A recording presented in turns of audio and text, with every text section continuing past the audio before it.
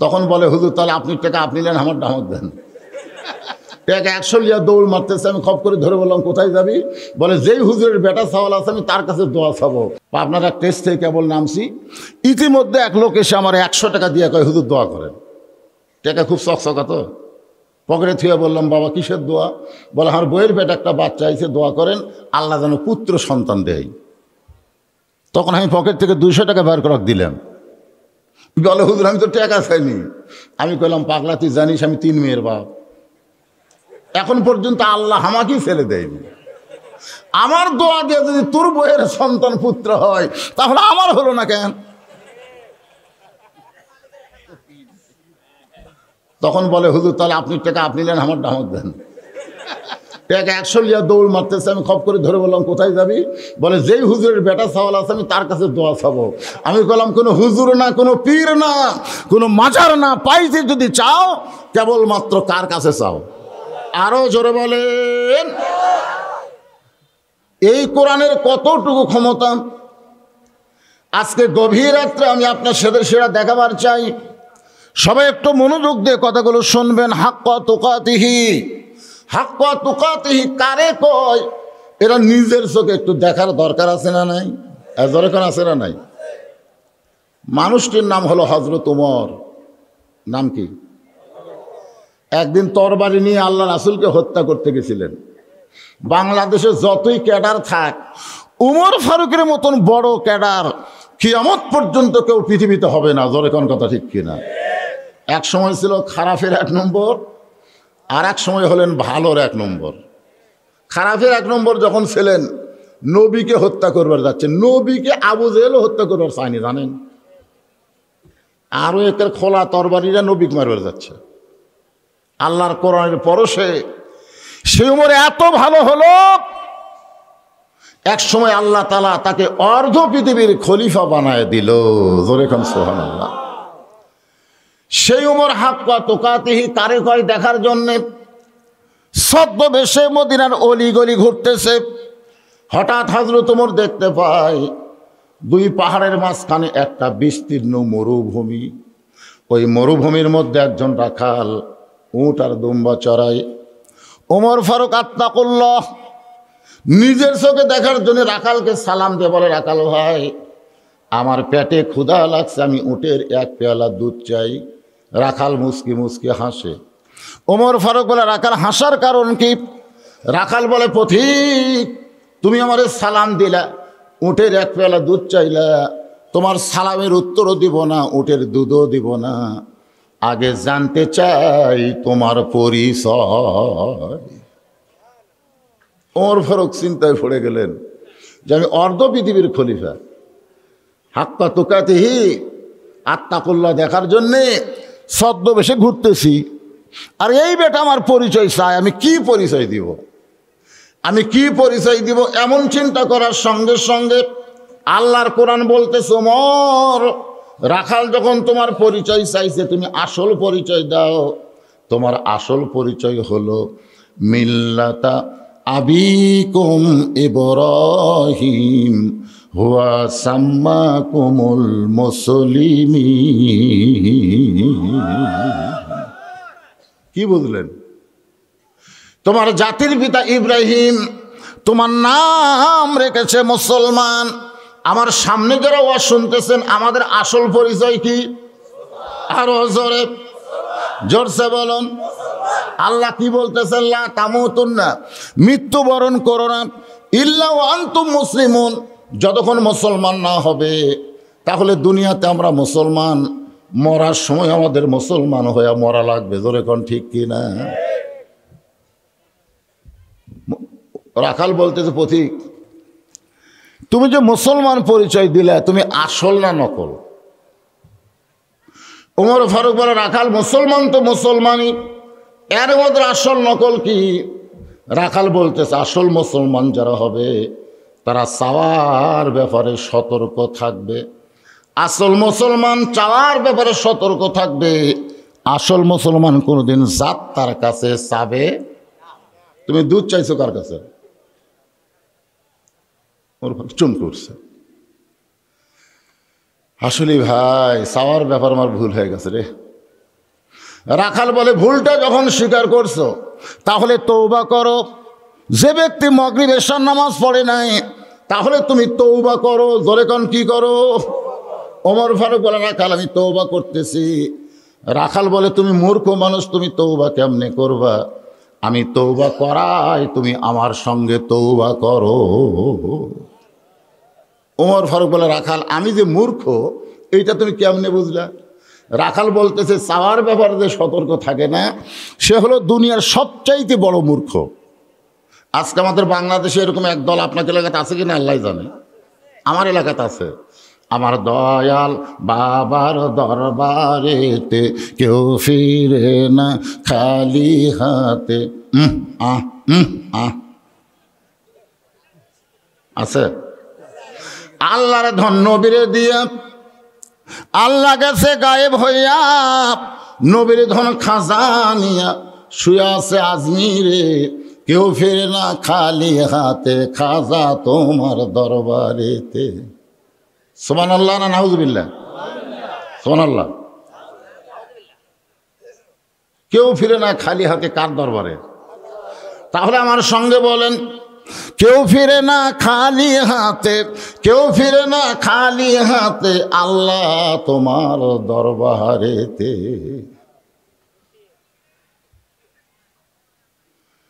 রাখাল বলে তুমি মূর্খ মানুষ, তুমি তওবা কেমনে করবা? আমি তওবা করাই, তুমি আমার সঙ্গে তওবা পড়ো। এবার রাখাল হযরত ওমরকে তওবা পড়াচ্ছে। আস্তাগফিরুল্লাহ, সকলে বলেন আস্তাগফিরুল্লাহ রাব্বি মিন কুল্লি জামবিন ওয়া তুবু ইলাইহি। ওমর ফারুক তওবা করার পরে বলতেছে ও রাখাল ভাই, আল্লাহর হস্তে উটের এক পেয়ালা দুধ দাও। আগে কি কইছিল? উটের এক পেয়ালা দুধ দাও, আর এখন বলতেছে আল্লাহর হস্তে। রাখাল মুস্কি মুস্কি হাসে। ওমর ফারুক বলে রাখাল হাসার কারণ কি? বলে হাসার কারণ হলো তওবা করার পরে তুমি আবার মুনাফিকি করলে। যেই বলছে মুনাফিক, ওমর ফারুকের চেহারা রক্তের মতো লাল হয়ে গেছে। এই বেটাই মুখে যা আসে তাই বলিস কেন? আমার মতো মুনাফিকের কি দেখলে? রাখাল বলতেছে পথিক এত রাগ করিস কেন? রাখাল কি জানে এটা ওমর? এত রাগ করিস কেন? তুই চিন্তা করে দেখ, তোর মুখের সাথে মনের মিল নাই। লিমা তাকুলু মা লা তাফআলুন। তুমি সত্যি করে বলো আমি কি উটের মালিক? আমি যদি উটের মালিক হইতাম তুমি আমাকে রাখাল বললা কেন? যখনই তুমি আমাকে রাখাল বলছো তখন তোমার মন বলতেছে আমি উটের মালিক না। আর মালিক বাদ দা রাখালের কাছে আল্লাহর হস্তে চাইলেও রাখাল দিবার পারবে, যার প্রমাণ আমি নিজে। রাখাল বলে পথিক এখান থেকে মালিকের বাড়ি হলো 10 মাইল দূরে। ওই 10 মাইল দূরে তুমি মালিকের কাছে গিয়ে বল মালিক রে তোমার রাখাল উট আর দম্বা চড়াই, তুমি মালিক যদি হুকুম দাও তাহলে রাখাল আল্লাহর হস্তে উটের এক পেয়ালা দুধ দিবে। ওমর ফারুক বলে রাখাল ভাই 10 মাইল কষ্ট করে মালিকের দরজায় যাওয়ার দরকার নাই, বরং তোমাকে 2টা টাকা দিলাম, এই 2টা টাকার বিনিময়ে তুমি উটের এক পেয়ালা দুধ দাও। রাখাল চিল্লায় বলে পথিক তুমি হযরত ওমরকে চিনো? পথিক তুমি হযরত ওমরকে চিনো? যে ওমর আল্লাহর কোরআন দিয়ে রাষ্ট্র চালায়। কি দিয়ে রাষ্ট্র চালায়? সে ওমরের গুপ্ত বাহিনী যদি দূর থেকে দেখ পারবাই তুমি আমারে 2 টাকা ঘুষ দিছ আর মালিক বাদ্দা তোমাকে উটের এক পেয়ালা দুধ দিলাম, তাহলে তোমাকেও ধরবে আমাকেও ধরবে। এই বয়সে কি তুমি ধরা পড়বার চাও? ওমর ফারুক বলে রাখাল ভাই তাহলে চলো আমরা পাহাড়ের গুহার মধ্যে যাই, ওই গুহার মধ্যে গিয়ে গোপনে তোমাকে 2 টাকা দিব আর তুমি গোপনে আমাকে উটের এক পেয়ালা দুধ দিবে। তোমার মালিকও জানতে পারবে না, ওমরের গুপ্ত বাহিনীও ধরতে পারবে না। সঙ্গে সঙ্গে রাখাল বলে তুমি ভণ্ড, তুমি ভণ্ড, তুমি ভণ্ড। ওমর ফারুক বলে রাখাল আমার মধ্যে ভণ্ডামির কি দেখলাম? রাখাল চিল্লায় বলে আত্মা করলো, তোমার মধ্যে যদি আল্লাহর ভয় থাকে পথিক গুহার মধ্যে দেওয়া না করলে ওমরের গুপ্ত বাহিনী দেখতে পাবে না, আমার মালিক জানতে পারবে না, কিন্তু রাখালের আল্লাহ দেখতে পায়। তুমি দরজা জানলা বন্ধ করে কয় সিল মারছে? তুমি দরজা জানলা বন্ধ করে কম্বলের মধ্যে অশ্লীল ভিডিও দেখো, মোবাইল দিয়া কে দেখতেছে? কথা কয় না কেন? আত্তাকুল্লাহ ডিগ্রি অর্জন করতে গেলে, হাক্কা তুকাতিহি অর্জন করতে গেলে কেউ না দেখলে আল্লাহ দেখতেছে এই বিশ্বাস তার কলিজার মধ্যে আনতে হবে। জোরে কোন কথা ঠিক কি না? ওমর ফারুক মারছে দৌড়, পাহাড়ের পাদদেশে গিয়ে যায় নামাজ বিছায় 4 রাকাত নামাজ পড়ে আল্লাহর কাছে কাঁদতেছে, আল্লাহ আল্লাহ। রাখালের মধ্যে হাক্কা তুকাতিহি অর্জন হওয়ার একটাই কারণ, সে তোমার কোরআন অনুযায়ী চলতেছে। জোরে কোন সুবহানাল্লাহ। ওমর ফারুক যখন আল্লাহর কাছে কান্দে, রাখাল পিছন থেকে চিল্লায় বলে, পথিক যতই কান্দো আমি তোমাকে উটের দুধ দিবার পারবো না।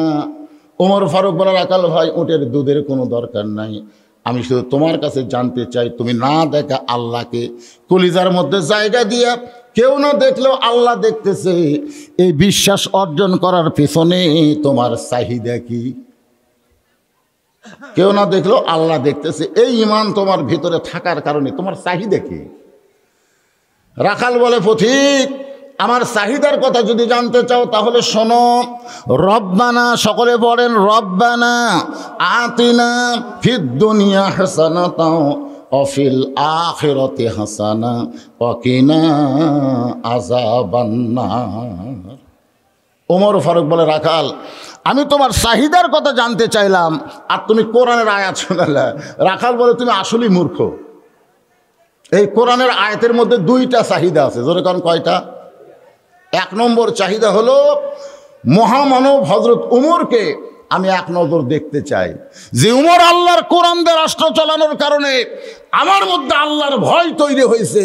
সেই মহামানব উমরকে যদি একটাবার দেখতে পাইতাম তাহলে দুনিয়ার চাহিদা আমার আল্লাহ পুরা করত। আমার 2 নম্বর চাহিদা হলো, আমি রাখাল যখন মরে যাব, মরার পরে অধম রাখালকে আল্লাহ যেন জান্নাত দেয়। আজকে যারা গোরস্থানের মাহফিল করতেছেন, আপনাদের চাহিদা আছে, আছে না নাই? মরার পরে আল্লাহ যেন কি দেয়? আরো জোরে কান, কি দেয়? রাখালের চাহিদা কয়টা? আতিনা ফিদ দুনিয়া হাসানা। দুনিয়ার চাহিদা হলো মহামানব হযরত উমরকে যেন এক নজর দেখতে পাই। কেন দেখব? যে উমর আল্লাহর কোরআন দিয়ে রাষ্ট্র চালানোর কারণে আমার ভিতরে আত্তাকুল্লাহ ডিগ্রি অর্জন হয়েছে, তারা যদি একবার দেখতে পাইতাম তাহলে দুনিয়ার চাহিদা আল্লাহ আমার পুরা করত। আর মরার পরে আল্লাহ যেন জান্নাত দেয়। সঙ্গে সঙ্গে হযরত উমর রাখালের হাত আমার দিকে তাকান, এবার খপ করে ধরে 3 বার চুমা খাচ্ছে। রাখাল কয়, পাগল নাকি রে, আমার ঘামা হাতে 3 বার চুমা দিলে? ওমর ফারুক বলে, রাখাল ভাই তোমার 2 নম্বর চাহিদা আল্লাহ পুরা করছে। পুরা করবে না, মনোযোগ দিয়ে শোনেন, পুরা করছে। মরার সঙ্গে সঙ্গে আল্লাহ তোমাকে জান্নাত দিয়ে দিবে। আপনারা সুবহানাল্লাহ করেন, কিন্তু রাখাল সুবহানাল্লাহ কয় না। ওমর ফারুক বলে, রাখাল এই মরার সঙ্গে সঙ্গে আল্লাহ তোমার জান্নাত দিবে, সুবহানাল্লাহ কও। রাখাল খালি মুচকে মুচকে হাসে। ওমর ফারুক বলে, সুবহানাল্লাহ কবা না? মরার পরে জান্নাত পাবো এই কথা সহজেই কইলে, কিন্তু হযরত উমরকে এক নজর দেখতে পাবো এই কথা বলতে তোমার কোন জায়গাত বাজে? এই যে টাকা আপনারা 20,000 দিলেন, মরার পরে আল্লাহ জান্নাত দিবে, এটা লগত না বাকি? এখন লগত না বাকি? তা আমরা যত ওয়াজ করি সব কি? রাখাল বলতেছে নগদ হলো। হযরত উমরকে এক নজর দেখা, মরার পরে জান্নাত পাবো এই কথা সহজেই বলতে পারলা, কিন্তু হযরত উমরকে এক নজর দেখতে পাবো এই কথা বলতে তোমার কোন জায়গাত বাজে?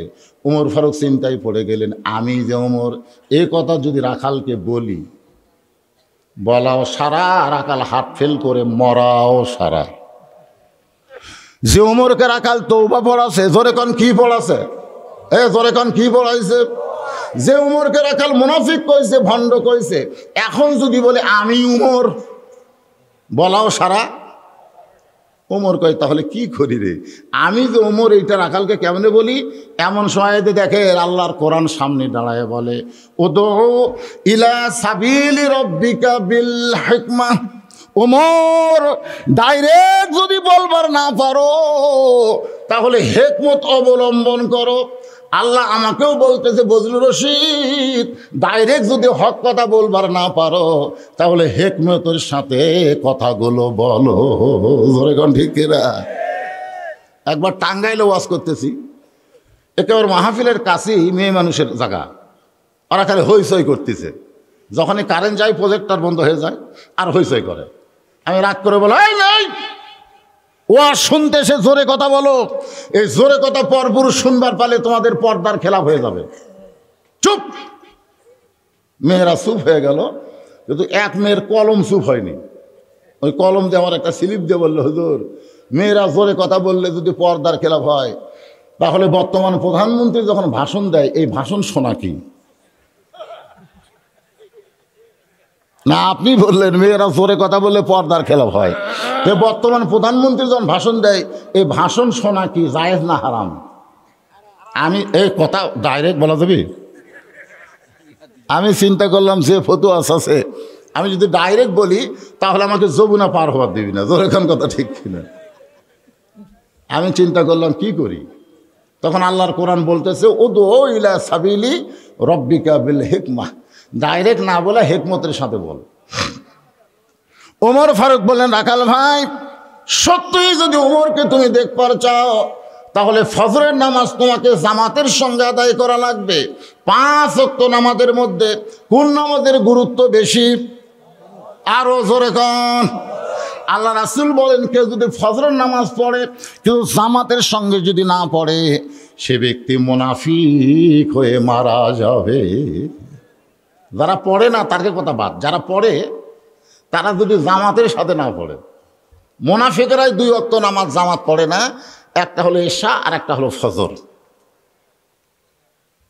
এখন আপনারা বলেন 5 ওয়াক্ত নামাজের মধ্যে সবচাইতে গুরুত্বপূর্ণ নামাজ কোনটা? আরো জোরে।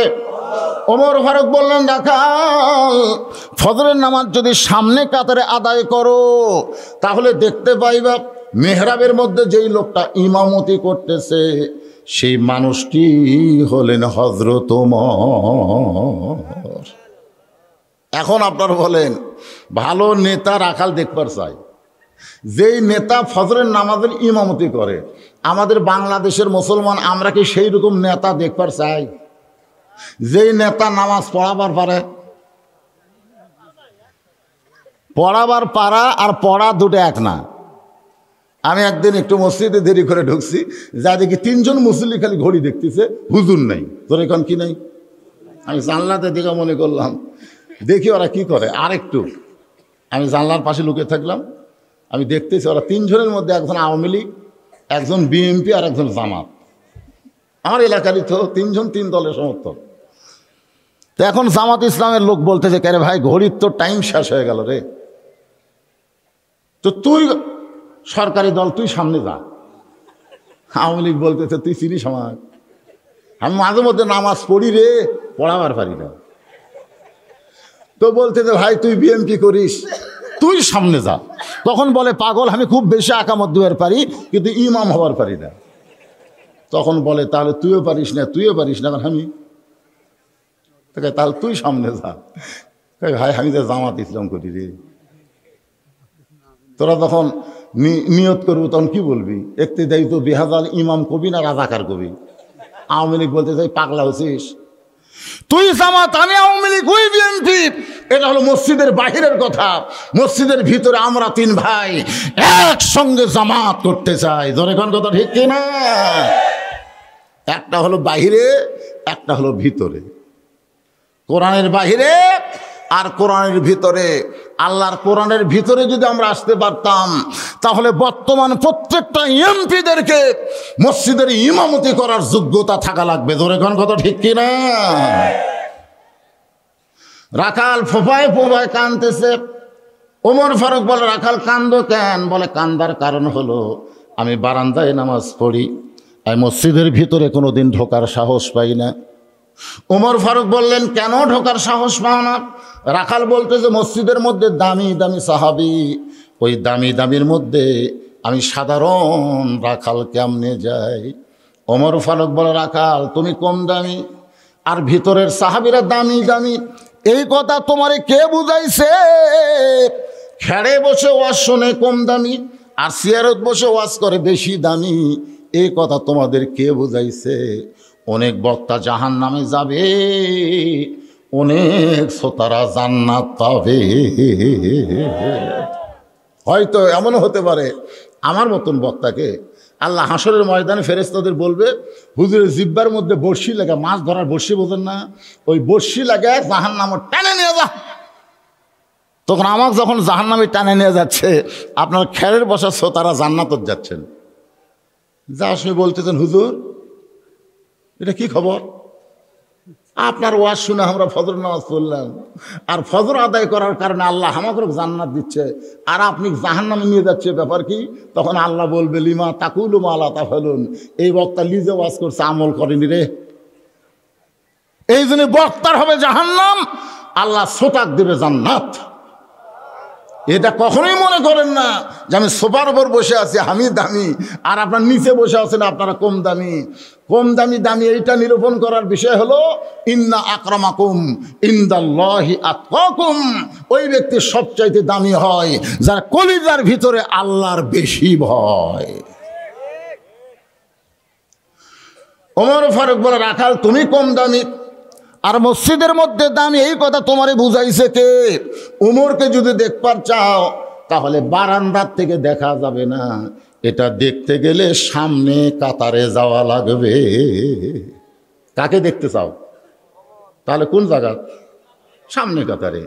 রাখাল বলতেছে, আজকে এশার নামাজ পড়ে আমি আর বাড়ি যাব না। ওমর ফারুক বললেন, কেন? বলে, এশা পড়ে যদি বাড়ি যাই, ফজরের নামাজ সামনে কাতারে যদি না পাই।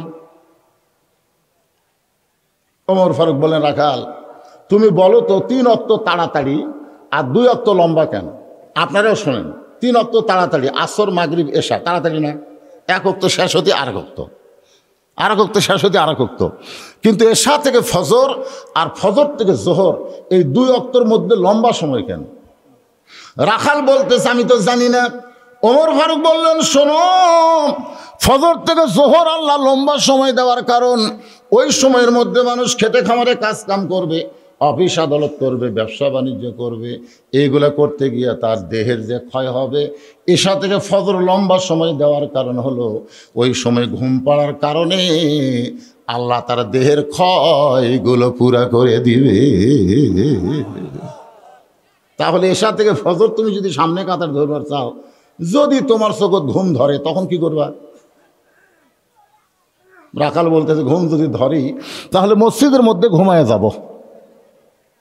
যেই বলছে মসজিদের মধ্যে ঘুমায় যাব, উমর ফারুকের চেহারা রক্তের মতো লাল হয়ে গেছে। এই রাখাল, এই মসজিদের মধ্যে ঘুমানোর দলিল দে।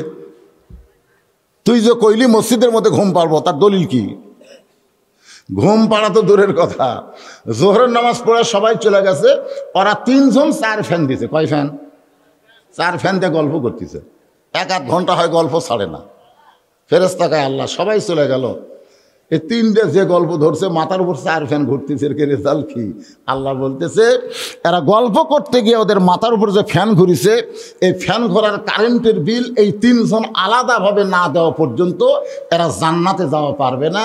কারণ মসজিদ আর বাপের ঘর না, ইচ্ছা মতো ফ্যান ঘুরাবি। জোরে কোন কথা, ঠিক কথা কর না কেন?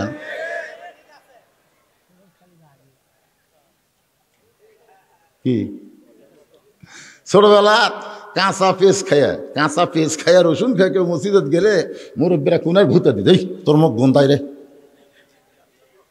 আর এখন মসজিদের মধ্যেই পেঁচ রসুন কুটতিছে, এখন আর খাইয়া দেওয়া লাগতেছে না, ওটি করতেছে। মসজিদ কিন্তু বাপের রান্নাঘর। কথা কন না কেন? হক কথা বলেন না কেন? একটু মনোযোগ দা কথাগুলো শোনা লাগবে। ওমর ফারুক বলেন, রাখাল 5 ওয়াক্ত নামাজের ভিতরে ফজরের আজানের গুরুত্ব বেশি। 5 ওয়াক্ত নামাজের মধ্যে কোন আজানের গুরুত্ব বেশি? ফজর আজানের মধ্যে একই শব্দ 2 বার বেশি বলে। আপনারা বলেন তো সেই শব্দটা কি?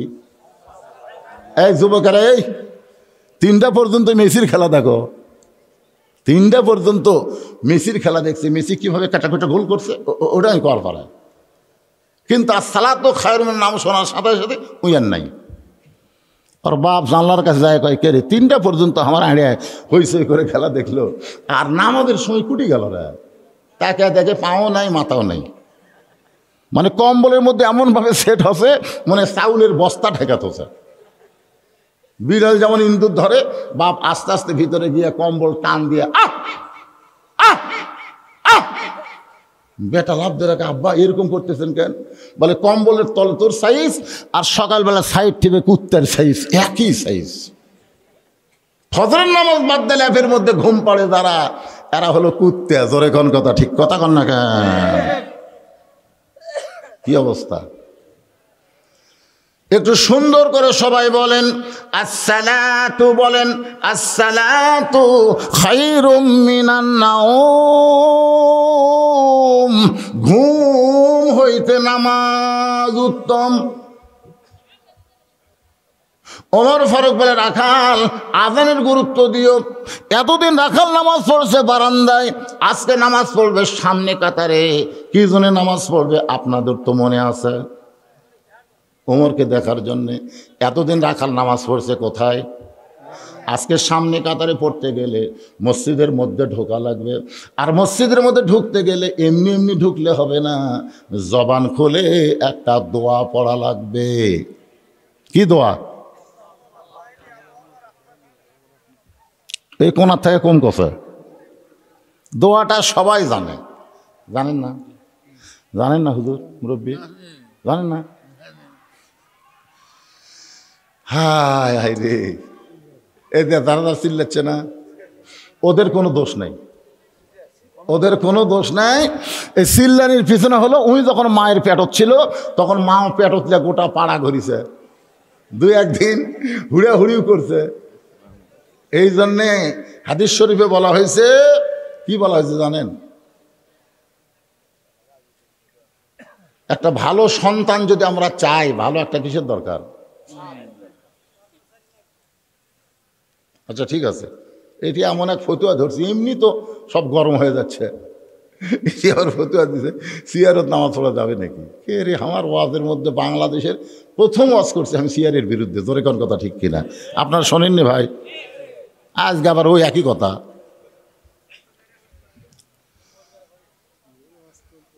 একটু মনোযোগ দা শোনা লাগবে। রাখাল এতদিন নামাজ পড়েছে কোথায়? একটু হাঁ করেন, কোথায়? আজকে নামাজ পড়বে বারান্দায় না সামনে কাতারে। এখন মসজিদের মধ্যে ঢোকার নিয়ত করেছে, নিয়ত দোয়া আল্লাহুম্মা ইফতাহ লি আবওয়াব রহমাতিক। এই দোয়াটা বলে রাখাল ডান পা দিয়ে মসজিদের ভিতরে সামনে যাবার চাই। প্রত্যেকটা সাহাবী নড়ে সরে রাখালকে যাওয়ার রাস্তা করে দেয়। রাখাল কয়, কে রে, বারান্দার থেকে কি ভাবলাম, আর ভিতরে ঢুকে কি দেখতেছি? ভিতরে না ঢুকলে বোঝা যাবে না তো। এসপি সাহেব সামনে কাতারে দাঁড়াইছে, একজন মুসল্লি না হলে কাতার পুরা হচ্ছে না। এসপি খালি কয়েক, আমার কাছে ফাঁকা রে, কেউ দাঁড়ায় না। সামনে কাতার ফাঁকা থেকে নামাজ হবে? এসপি সাহেব দরজার দিকে তাকা দেখে চৌকিদার খাড়ায় আছে। এসপি ডাকতেছে, আয়। চৌকিদার বলে, না স্যার, আপনি এসপি, আমি চৌকিদার। এসপি কয়, ওটা বাইরের কথা, তুই চৌকিদার আমি এসপি, ওটা হলো বাহিরের কথা, ভিতরের কথা আমরা দুই ভাই, আয়। চৌকিদার যখন ভয় আসবার পায় না, এসপি নিজে যায় আর হাত ধরে কেরকম ডাকি যাস না, আয়। কাছে নিয়ে এসে বলতেছে, আমার পায়ের গোড়ালির সঙ্গে গোড়ালি মিল করে খাড়া হয়। চৌকিদার বলে, স্যার আপনার পাও হলো তেল তেলা, আমার পাও ফাটা, যদি রুকু সেজদা করবার যায় একবার ঘষ্টন খায়। এসপি বলতেছে, তুই আমার ভাই। তার বলে, আল্লাহ রে, ভিতরে এত শান্তি, এটা বাহির থেকে বোঝা যাবে না, এটা কেবলমাত্র জানতে গেলে ভিতরে ঢোকা লাগবে। জোরে কোন, ঠিক কি না? ও তো হলো ফিসিলমে কাফা। রাখাল একেবারে সামনে কাতারে গিয়া ফজরের 2 রাকাত সুন্নত নামাজ, ফজরের ফরজের আগে 2 রাকাত সুন্নত আছে না নাই? আল্লাহ নবী বলেন, এই ফজরের 2 রাকাত সুন্নত কেউ যখন আদায় করে, আসমান জমিন বিক্রি করে দান করলে যে সওয়াব হবে, তার চাইতে বেশি সওয়াব আল্লাহ তাকে দান করে দিবে। চুপটি করে রাখাল বসে আছে। এমন সময় এক সাহাবী মসজিদের মধ্যে ঢুকে দেখে জায়গা দখল। ফের আমি যে জায়গাত নামাজ পড়ি সে জায়গাত কে বসে আছে রে? এই কথা যে সাহাবী বলতেছে তার নাম হলো ওসমান গনি। জোরে কান, তার নাম কি? ওসমান গনি। এখন আপনাদের কাছে আমার প্রশ্ন হলো, মসজিদে কি কারো জায়গা দখল আছে? কিন্তু ওসমান গনি এমন চিন্তা করার পিছনে কারণ হলো, আল্লাহর নবী বলেছেন আমি যখন ইমামতি করব আমি বরাবর যিনি নামাজ পড়বেন তার নাম হলো আবু বক্কর। আবু বক্কর যখন ইমামতি করবে তার বরাবর যিনি পিছনে নামাজ পড়বে তার নাম হলো ওমর। ওমর যখন ইমামতি করবে ওমর বরাবর পিছনে যিনি দাঁড়াবে তার নাম হলো ওসমান। ওসমান যখন ইমামতি করবে ওসমান বরাবর পিছনে যিনি দাঁড়াবে তার নাম হলো আলী। আলী যখন ইমামতি করবে আলী বরাবর পিছনে। এই কথা বলে নবী আর কোনো কথাই বলেন না। সাহাবীরা বলে রাসূলুল্লাহ হযরত আলী যখন ইমামতি করবে আলী বরাবর পিছনে কে দাঁড়াবে? আল্লাহ রাসূল বললেন মা ইয়ান্তিকু আনিল হাওয়া ইন হুয়া ইল্লা ওয়াহয়ুন ইউহা।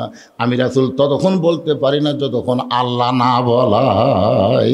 এ আলী পর্যন্তই হলো খোলাফায়ে, জোরে কন, খোলাফায়ে। তাহলে উমর যখন ইমামতি করবে উমর বরাবর পিছনে কে দাঁড়াবে? এতক্ষণ কি শুনলেন? জোরে কন, কে দাঁড়াবে? কিন্তু ওসমান গনি ঢুকে দেখে জায়গা দখল। আমার জায়গা কে বসে আছে? আল্লাহ রাসূল বলেন মসজিদে ইমাম ছাড়া কোনো জায়গা কেউ যদি দখল করে, সে যদি আপন ইচ্ছায় জায়গা না ছাড়ে তাহলে তাকে জায়গার থেকে তুলে দেওয়া যাবে না। আর ওসমান গনি হলেন হায়াউন ওসমান, অত্যন্ত শরম বেশি। তো যাই দেখে ওর পাশে ফাঁকা আছে, ওই ফাঁকা জায়গায় দুইয়ের কাছে সুন্নত পড়ে রাখালের দিকে 3 বার তাকাচ্ছে। জোরে কোন কয়বার? প্রথম তাকাতে রাখাল, দ্বিতীয়বার তাকাতে, তৃতীয়বার সে ওসমান গনি তাকাচ্ছে, এই মিয়া বারবার আমার দিকে কি দেখো মিয়া? মানে মূর্খ মানুষের দিকে যদি আপনি বারবার তাকান, আপনি কন্তই রাগ করবি না খুশি হবে? একটা অটো ভ্যান আমার গাড়ির সাথে বেজার দিবার দিয়েছিল, আমি খালি তাকাছি, হুজুর কি গরিব মানুষ দেখে পছন্দ হচ্ছে না? রাস্তা কি সরকার আপনার যদি খেলে বানাচ্ছে? আপনি গাড়ি টিয়ারিং ঘুরালি যায়, হুজুর আমার ঠেলা আছে, নামে দিলে তোলা যাবি না। আমি কইলাম ভাই রে খালি তাকাছি রে, তুই তাতেই গরম, আমি তো কিছুই কইনি। তো রাখাল কি শিক্ষিত না মূর্খ? কে তাকাছে? জোরে খান। সঙ্গে সঙ্গে ওসমান গনি ভয়ের ঠেলায় দাঁড়িয়ে বলতেছে, ভাইজান আপনি আমার উপরে এত গরম হলেন, আপনার পরিচয় কি? রাখাল বলতেছে আমার পরিচয় হলো আমি একজন রাখাল। ওসমান গনি মুস্কি মুস্কি হাসতেছে। মুস্কি মুস্কি হাসার কারণ হলো রাখাল যারা হবে তাদের ভাষা নরম হলে চলবে না, তাদের ভাষা গরম হতে হবে। আপনি গরুলিয়া মাঠে গেছেন, সামনে একটা আবাদ আছে, গরু আবাদের দিকে যাচ্ছে, আপনি যদি বলেন বাবা গরু, বাবা গরু ওদিকে যাস না বাবা, ওদিকে আবাদ আছে, এরকম সুন্দর করে বললে গরু কথা শুনবে। আর যদি এই গরু, আর এক ধাপ খালি সামনে গেলে মানুষের চাইতে কিন্তু গরু বেশি শোনে। ওই গরম কথা শুনে আবার ঘুরে ঘাসের দিকে আসতেছে, আর আবাদের দিকে যায় না। আল্লাহর নবী বলেছেন প্রত্যেকটা অভিভাবককে আল্লাহ রাখালের দায়িত্ব দিয়ে দুনিয়াতে প্রেরণ করেছে। প্রত্যেকটা অভিভাবককে আল্লাহ রাখালের দায়িত্ব দান করেছেন। এখন হয়তো আপনি বলবেন হুজুর আমার তো গরু নাই, ছাগল নাই, তাহলে আমি রাখালি করব কার ওপর? এখানে যারে দেবো রাখালি করতে হবে, আপনি খেয়াল করে দেখেন আপনার বাড়িতে 42 বছরের একটা গাভী আছে। 42 বছরের একটা গাভী আছে। আপনি খেয়াল করে দেখেন 22 বছরের একটা আইডিয়া আছে। 22 বছর, আইডিয়ার বয়স হলো 22 বছর। আপনি খেয়াল করে দেখেন 17 বছর একটা বকনা আছে। গাভী হলো আপনার বউ, বকনা হলো আপনার মেয়ে, আর আইডিয়া হলো আপনার ছেলে। আপনি বলেন তো এই 3টার ওপর আপনার রাখালি করার দায়িত্ব আছে না নাই? যখন আছে না নাই? আপনি ঈশান নামাজ পড়লেন মসজিদে, আপনি কি নিয়ত করছেন? আল্লাহ বাড়ি থেকে দেখবো আমার বউ নামাজ পড়তেছে না কোরআন শরীফ পড়তেছে, এই নিয়ত করে বাড়ির মধ্যে ঢুকে দেখেন বাড়ির মধ্য থেকে আওয়াজ আসছে হরি হরি হরি হরি। খেরে আমি মুসলমান, এখনই মসজিদে নামাজ পড়লাম, আর আমার বাড়িতে হিন্দু করে হরি হরি। কারণ কি? যাই দেখতেছেন আপনার গাভী, আপনার বউ স্টার জলসা দেখতেছে, ভারতের চ্যানেল দেখার কারণে আপনার ঘরের মধ্যে হিন্দুর পূজা হচ্ছে। আপনি বলেন এই সময় আপনার রাখালি করার দরকার আছে না নাই? আপনি কি রাখালি করবেন?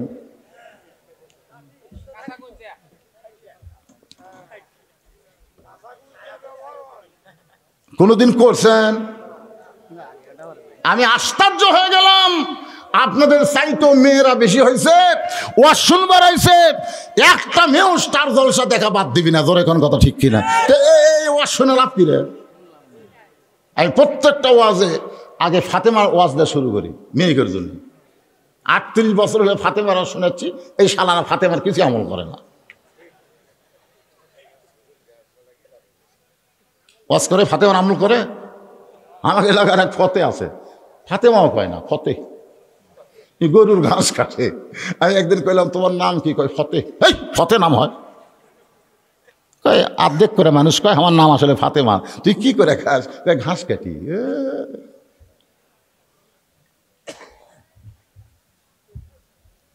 আমার মায়েরা বোনেরা যারা পর্দার অন্তরালে, মনে কষ্ট নিয়েন না। মান তাসাব্বা বিকওমিন ফাহুয়া মিনহুম। আল্লাহ রাসূল বলেছেন, যে যাকে মহব্বত করবে তার সঙ্গেই তার হাসর নাসর হবে। স্টার জলসা যদি মহব্বত করেন, ওই স্টার জলসার নায়ক নায়িকার সঙ্গে আমাদের বাংলাদেশের অধিকাংশ মেয়েরা জাহান্নামে যাবে। আপনারাও যাবেন যদি রাখালি করবার না পারেন। এই যে ছেলেরা হুকু করে হাসতেছে, ওরা কি মাটি ফেরাবার আছে? এ কথা কন, এরা কি মাটি ফেটাবার আছে? এরকে বাপ আছে না নাই? এরা কি বেটা না রে? এরা যদি বেটা হতো, এদের সামনে বসে গেছে, এই সামনে বসে গেছে, এরা হলো ছেলে। আর বাইরে যারা ঘুরতেছে আড়িয়া, আড়ের উপর রাখালি করার দরকার কথা কোনো আছে না নাই? আল্লাহ রাসূল বলেছেন 7 বছর থেকে তোমার বাচ্চাকে তুমি নামাজের তালিম দিবে, আর 10 বছর থেকে ঘাড় ধরে মসজিদে নিয়ে যাবা। আজকে যদি আপনাদের এই ছেলেদেরকে আপনারা নবীর কথা মতো 10 বছর থেকে নামাজ ধরাতেন, ওরা কোরআনের মাহফিল বাদ দিয়ে বাহিরে হইচই করতো না। জোরে কোন কথা ঠিক কথা কন না কেন? আপনার 22 বছরে আয়া সারাদিন ঘরে, হাতে একটা 4G মোবাইল বাসে, ওই যে কি করতেছে বাবা হিসাবে আপনার খেয়াল করার দরকার আছে না নাই? আপনার 17 বছরের একটা বোকনা মানে আপনার মেয়ে ফাতেমা হয়েছে না পরিমণি হয়েছে, এইটা বাবা হিসাবে আপনার খেয়াল করার দরকার আছে না নাই? আব্দুল কাদের জিলানী রহমতুল্লাহ আলাইহি জান্নাতুল বাকি যখন জিয়ারত করতেছে, এক মুরিদ পিছন থেকে বলে, হুজুর আপনি চোখ বন্ধ করলে গোটা পৃথিবীর খবর বলতে পারেন, আপনি একটু দেখেন তো এই জান্নাতুল বাকির কোন জায়গায় মা ফাতেমার কবর, কোন জায়গায় মা ফাতেমার কবর, একটু বলেন হুজুর, আমরা সে জায়গায় একটু কবর জিয়ারত করতে চাই। আব্দুল কাদের চোখের পানি বের করে বললেন, রে আমার মুরিদা শোনো, এই জান্নাতুল বাকির মধ্যেই মা ফাতেমার কবর আছে, কিন্তু কবরটা কোন জায়গায় এটা কিয়ামত পর্যন্ত কেউ বলতে পারবে না। সমস্ত মুরিদ বলে, হুজুর কেন বলতে পারবে না? আব্দুল কাদের জিলানী বললেন, আমার মা ফাতেমা হইল জহুরা। সমস্ত মুরিদ কান্দার বলে, হুজুর এই জহুরা মানে কি? আব্দুল কাদের জিলানী বললেন, জহুরা মানে সারা জীবন পর্দার মধ্যে থেকেছে, গভীর রাত্রে হযরত আলীকে বুকের মধ্যে নিয়ে কাঁদতেছে। আলী বলে, ফাতেমা কি জন্য কান্দো? বলে, আল্লাহ পাক আমার দোয়া কবুল করেছে। আলী বলে, ফাতেমা রে, দোয়া কবুল করা হলো ভাগ্যবানের লক্ষণ, তাহলে কান্দো কেন? রে ফাতেমার মৃত্যু হবে। যেই কইছে গভীর রাত্রে ফাতেমার মৃত্যু হবে, গাছের গোড়া কাটলে গাছটা যেমন ঠাস করে পড়ে যায়, হযরত আলী তেমনি পড়ে গেলেন ঘরের মাঝায়। মা ফাতেমা মুচকি মুচকি হাসে। যিনি গভীর রাত্রে মৃত্যুবরণ করবে, তিনি হাসতে হাসতে এসে স্বামীর মাথাটা উরাতের উপরে নিয়ে কপালে একটা চুমু দিয়ে বললেন, স্বামী গো, এমন করে আপনি কাঁদবেন না, কারণ আসলে যাইতে হবে। সবাই বলেন, আসলে। ওগো স্বামী, এই দুনিয়া থাকার জায়গা না। যতই বিলাসবহুল বাড়ি তৈরি করেন, মানুষের মাথায় বাড়ি দিয়া যতই সম্পদ করেন, দেশের টাকা বিদেশে পাচার করেন, হাজার হাজার কোটি টাকা জমা করলেন, কিছুই নিয়ে যাওয়ার পারবেন না। কারণ আসলে খালি হাতে যাইতে হবে, খালি হাতে। আমি যেই বলবো আসলে, আপনার বলবেন যাইতে হবে। বলতে পারবেন? আসলে ফাতেমা বলে, স্বামী গো, আমি আজকে রাত্রেবেলা যখন চলেই যাব, এই যাওয়ার আগে 3টা চাওয়া আপনার কাছে। আলী বলে, ফাতেমা গরিব ছিলাম বলে কিছুই চাইলা না, আজকে মরার সময় কি চাইবা ফাতেমা? বলে, 1 নম্বর চাওয়া হলো আমার কোনো জানাজার ব্যবস্থা করবেন না। আমি মরে যাওয়ার পরে হাজার হাজার লোক ডাকে, আমার জানাজার কোনো দরকার নাই। আলী কয়, ফাতেমা তুমি কি পাগলি হলে? তুমি নবীর মেয়ে, তোমার মৃত্যুর খবর শুনে লক্ষ মানুষ জানাজায় হাজির হবে, তুমি নিষেধ করো। ফাতেমা বলে, লক্ষ মানুষ যদি বলে ফাতেমা ভালো, আর আপনি যদি বলেন ভালো না, ওই লক্ষ মানুষের দোয়া দিয়ে ফাতেমার 1 তিল পরিমাণ লাভ হবে না। আর দুনিয়ার তামাম মানুষ যদি বলে ফাতেমা খারাপ, আর আপনি যদি বলেন আমার ফাতেমা বউ ভালো, এক স্বামীর সার্টিফিকেটে ফাতেমার 8টা জান্নাতের দরজা খুলে গেল।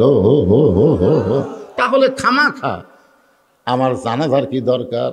আমার 2 নম্বর চাওয়া হলো রাতের অন্ধকারে আমাকে দাফন করা লাগবে। দিনের বেলা রাতের অন্ধকারে আমার মৃত্যু হবে, আর দিনের বেলা যদি কবর দেন তাহলে আমার পর্দার খিলাফ হয়ে যাবে।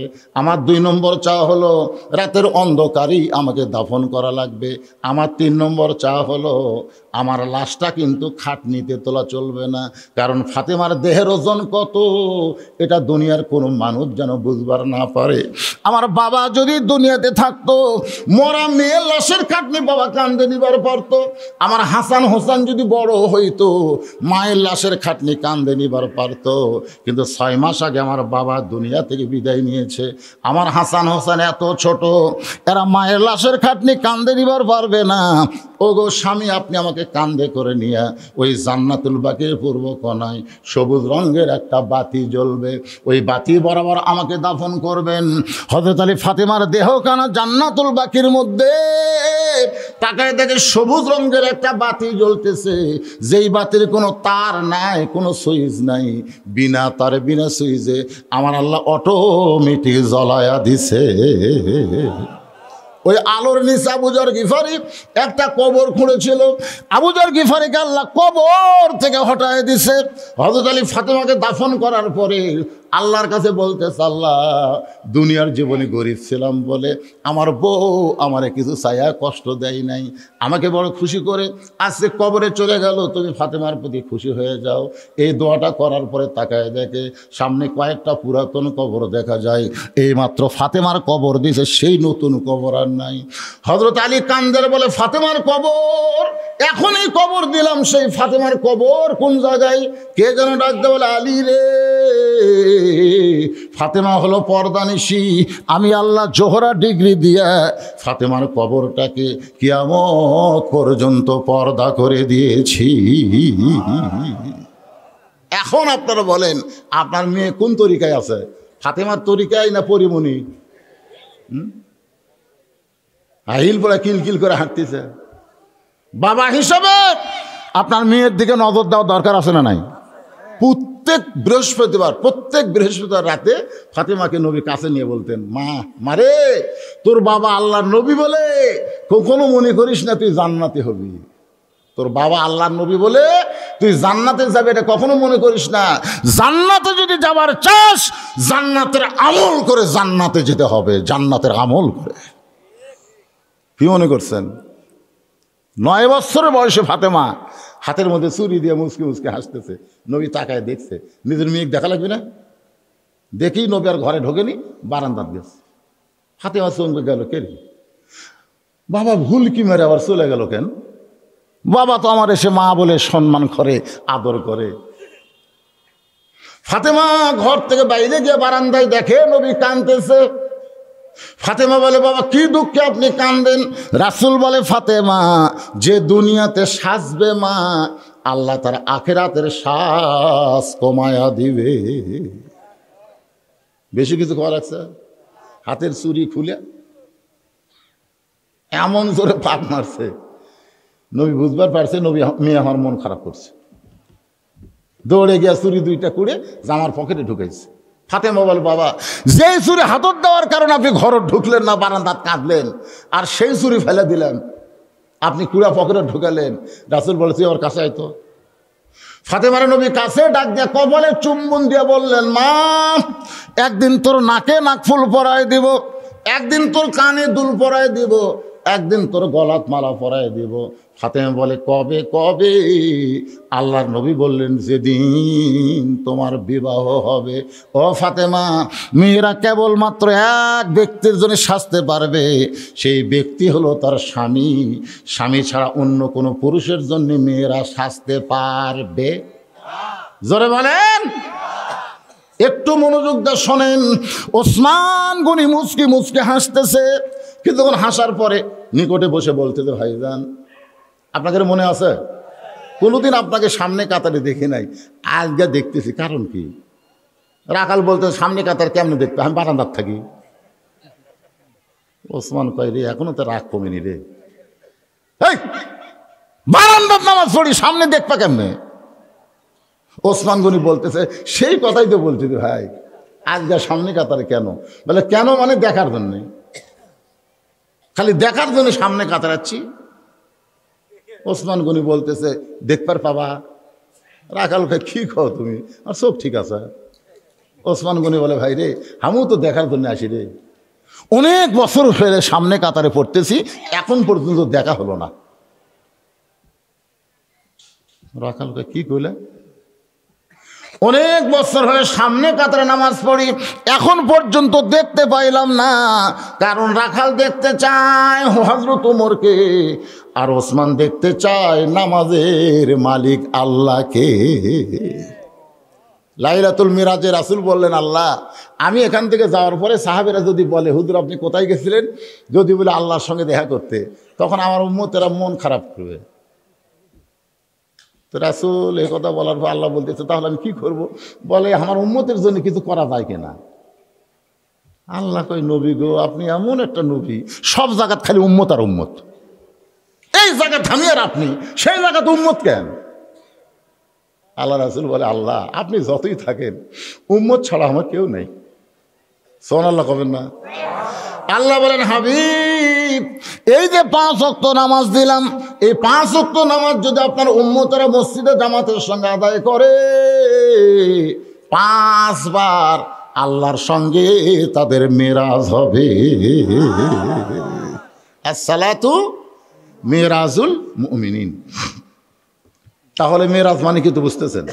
ওসমান কয় ভাই রে কয়েক বছরের সামনে কাতারে পড়তেছি, এখন পর্যন্ত দেখতে পাইলাম না। রাখাল বলতেছে তোমার চোখের সমস্যা আছে, তুমি আমার হাত ধরো। কাক বলতেছে? ওসমান গনিকে বলতেছে তোমার চোখের সমস্যা আছে, তুমি আমার হাত ধরো, আমি নিজেও দেখব এবং তোমাকেও দেখাইয়া দিব। সুবহানাল্লাহ। সঙ্গে সঙ্গে ওসমান গনি রাখালের হাত ধরছে, ধরে বলতেছে ইয়া আইয়ুহাল্লাযীনা আমানুত্তাকুল্লাহা ওয়া কুনু মা'আস সাবিকিন। আত্তাকুল্লাহ মনে আছে? আত্তাকুল্লাহর ওয়াজ হচ্ছে ইয়া আইয়ুহাল্লাযীনা আমানুত্তাকুল্লাহা ওয়া কুনু মা'আস সাদিকিন।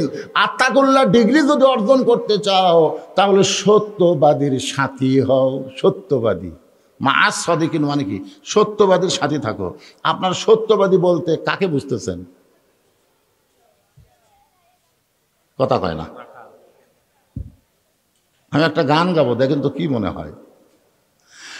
আল্লামা সাইদি তুমি মরনি, আল্লামা সাইদি তুমি মরনি, শহীদ হয়েছ আমরা এটাই জানি।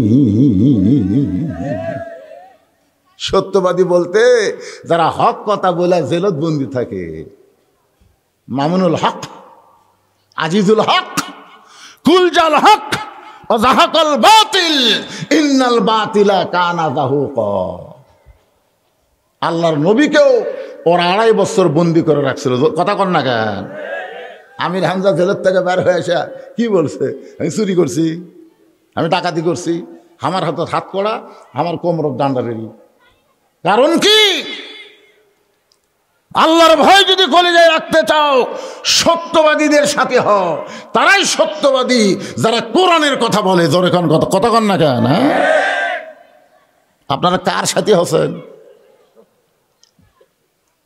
একটু মনোযোগ দিয়ে কথাগুলো শুনবেন। রাত বেশি হয়ে গেছে, রাত 12টা পার হয়ে গেছে। আমিও ঘড়ির দিকে তাকাইনি ভাইরে, মনে করেন না যে সারা রাত ওয়াজ হবে। একটু মনোযোগ দিয়ে কথাগুলো শুনবেন, সময় বাকি নাই। যে হারে ফিলিস্তিনের মুসলমানকে ইহুদিরা হত্যা করতেছে, জোরে কোন ঠিক কি না?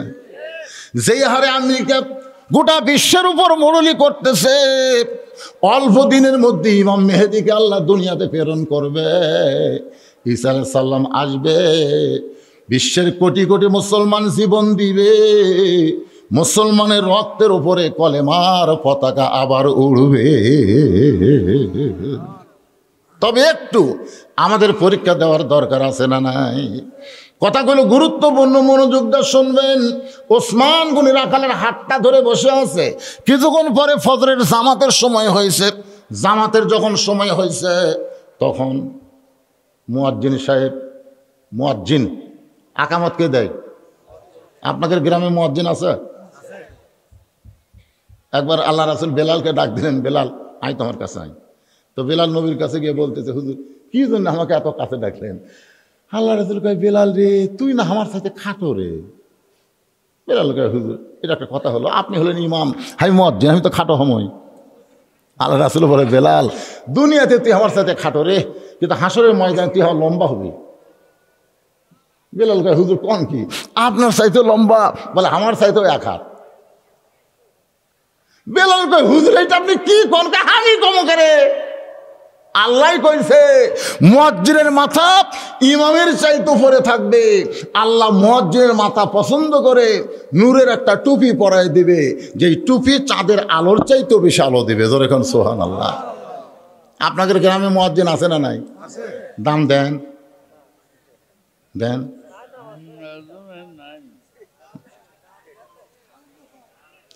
সব জিনিসের দাম বাড়ছে, কিন্তু ইমাম মুয়াজ্জিনের দাম বাড়েনি, আরো কমছে। বলে পিছন থেকে একজনকে আরো কমছে। একটা সাধারণ শুকরা নামাজি বোঝেন, 5 ওয়াক্ত পড়ে না, জুমার দিনে সবার শেষেতে আগে যায়, এই শালারা মুয়াজ্জিনের দোষ ধরে বেশি। 7 দিন পর মসজিদের ছাদের দিকে তাকায়, কোনাতে একটু মাকাশের ভাষা, মুয়াজ্জিন এই মিয়া মাস গেলে বেতন লাও, মসজিদের কোনায় মাকসাটে ভাষা, তোমার চোখে পড়ে না? মুয়াজ্জিন দৌড়াদৌড়ি করে ফাটালিয়ে ঝাঁট দেয়। আল্লাহ কাই কে রে শুকরা, জুম্মার দিনে নামাজ পড়িস, তুই তো জাহান্নাম পাবি রে। কারণ যারা 5 ওয়াক্ত পড়ে না, জুম্মা পড়ে, এরা জান্নাত পাবি না। আল্লাহ এদেরকে বলবে, যা তোরা 5 ওয়াক্ত পড়িস না, খালি জুম্মা পড়ছিস, আমি আল্লাহ তোর জান্নাত দিলাম, যা। ওরা তখন খুশি হয়ে জান্নাতে মারবে দৌড়, যায় দেখবে জান্নাতের দরজার বিশাল একটা তালা। তবে আল্লাহ আপনি আমাদের জান্নাত দিলেন, তালা খেন, আল্লাহকে খুঁজে দেখ চাবি আছে। তখন ওরা খুঁজে খুঁজে দেখবি একটা চাবি আছে, চাকরি চাবি আছে, চাবি নিয়ে তালার মধ্যে ঢুকবি, কিন্তু ঘুরবি না।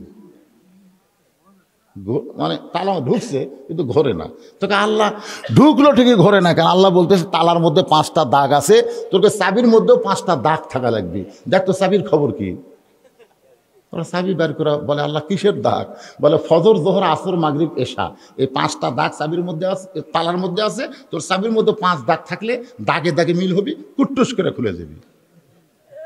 তোকে আল্লাহ আমার চাবি তো তেল তেলা, কোনো দাগ নাই। আল্লাহ ও খালি জুম্মা পড়ছো, তাহলে জান্নাত দেখে ফেরত আহে। যারা খালি জুম্মা মারতেছে তারা জান্নাত দেখতে পারবে, কিন্তু ঢুকতে আর পারবে না। আসসালাতু মিফতাহুল জান্নাহ, জান্নাতের মধ্যে ঢুকতে গেলে 5 ওয়াক্ত দরকার আছে না নাই? কথা কোন আছে না নাই? যেই মুয়াজ্জিনের সময় হয় যাকামত, যখনই মুয়াজ্জিন আকামত শুরু করেছে, সঙ্গে সঙ্গে মুসল্লিরা সব দাঁড়ায় গেছে।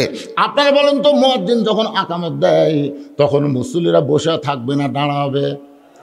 জোরে কোন, কেন দাঁড়াবে?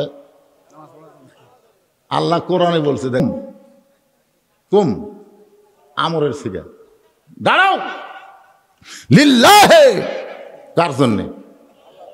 কনিতিন, আনুগত্য নিয়ে দাঁড়াও। নামাজের ভিতরে বাহিরে যে কয়টা ফরজ আছে তার মধ্যে একটা ফরজ হলো দাঁড়িয়ে নামাজ পড়া। কথা কন না কেন ভাই? দাঁড়িয়ে, বিশেষ করে জামাতে নামাজ বসে থাকা হবে না। আল্লাহ কোরআনে বলেছে, লা ইকাল্লিফুল্লাহু নাফসান ইল্লা উসাহা, তোমার কষ্ট হয় এমন কিছু আমি আল্লাহ তোমাকে চাপাই দেইনি। তুমি যদি যৌবন বয়স সরকারক দাও, বুড়া বয়সে তোমাকে আর চাকরি করা লাগে না, সরকার তোমাকে পেনশন দেয়। যৌবন বয়সে যারা 5 ওয়াক্ত নামাজ জামাতে পড়েছ, বুড়া বয়সে যদি জামাতে নামাজ না পড়বার না পারো, ওই যৌবন বয়সে পড়ার কারণে সরকারের মতন আল্লাহও তোমাকে সোয়াবের পেনশন দিয়ে দিবে। ধরে কোন সুবহানাল্লাহ। আপনি অ্যাক্সিডেন্ট করছেন, পা ভাঙে গেছে, আপনাকে জামাতে নামাজ পড়া লাগবে, কে করছে? জামাতে নামাজ পড়া যেমন ওয়াজিব, কাতার সোজা করা হলো তার চাইতেও বড় ওয়াজিব। আর কাতার সোজা করবার গেলে পায়ের গোড়ালির সঙ্গে গোড়ালি মিল করা লাগবে। যে লোকটা চেয়ারত বসে নামাজ পড়তেছে, আপনার বলেন তো আর পায়ের গোড়ালি খুঁটি গেছে? এই কথা কন খুঁটি গেছে? তাহলে যেই কাতারের মধ্যে চেয়ার আছে ওই কাতার মাকরু হয়ে গেছে। তো একটা দুর্বল চেয়ার পার্টির জন্য আপনার গোটাল কাতার আপনি মাকরু করবেন?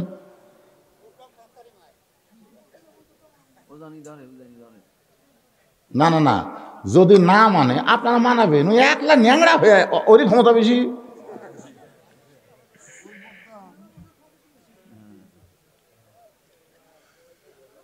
চেয়ারে বসে আপনি নামাজ পড়তে পারবেন, কিন্তু জামাতে পড়া যাবে না। আপনি অসুস্থ চেয়ারে বসে পড়েন, বাড়িতে পড়েন, সারা জীবন জামাতে নামাজ পড়া লাগবে? আপনি কোন তো বুড়া বয়সে কি চাকরি করা লাগবে? সরকার কি দেয়? পেনশন দেয়। তো বুড়া বয়সে আল্লাহ আপনাকে পেনশন দিবি যদি যৌবন বয়সে আপনি নামাজ ধরেন। সবাই যখন দাঁড়িয়ে গেছে, রাখাল খালি বারবার এইরকম করে দেখতেছে। এইরকম কি দেখতেছে? রাখাল কি দেখতেছে? ওসমান কিন্তু হাত ধরে আছে। মুয়াজ্জিন যেই বলছে কত কামাতিস সালাহ, কত কামাতিস সালাহ, সঙ্গে সঙ্গে রাখাল আল্লাহু আকবার, ওসমান কোনে হাত ছাড়া দিস। হাত ছাড়া দিয়ে বলতেছে, কে রে ভাই, ইমাম সাহেব ভুল করলে মানুষ লোকমা দেয়, আর এখন পর্যন্ত মুয়াজ্জিন আকামতি শেষ হয়নি, তুমি আল্লাহু আকবার লোকমা দিলা, তার মানে? রাখাল বলতেছে, এই জন্যই তো তুই কানা রে, এত বছর হলে সামনে নামাজ পড়িস, এখনো দেখবার পাসনি। দ্বিতীয় কাতার থেকে এক সাহাবী দৌড়ে এসে রাখালের হাত ধরে হ্যাচ কাটান দেয়, এই পাগলাই, কারে তুই কানা কানা বলে তিরস্কার করিস? কার সঙ্গে বেয়াদবি করতেছিস? এই পাগল, যেই লোকটা তোর হাত ধরেছিল ওই মানুষটারে তুই চিনিস? ওই মানুষটা হলো আল্লাহর নবীর ডবল জামাই ওসমান গনি। রাখাল থর থর করে কাঁদতেছে। এই জন্যই বারান্দার নামাজ পড়ি, এই জন্যই বারান্দার নামাজ পড়ি, ভিতরে ঢুকতে চাই না। কারণ ভিতরে দামি দামি সাহাবীর মধ্যে আমি রাখাল কেমনে ঢুকবো? কিন্তু ওই পথিক আমার সর্বনাশ করছে। ওমর ফারুকের দিকে আঙ্গুল দেখায় বলতেছে, ওই পথিক আমার সর্বনাশ করছে।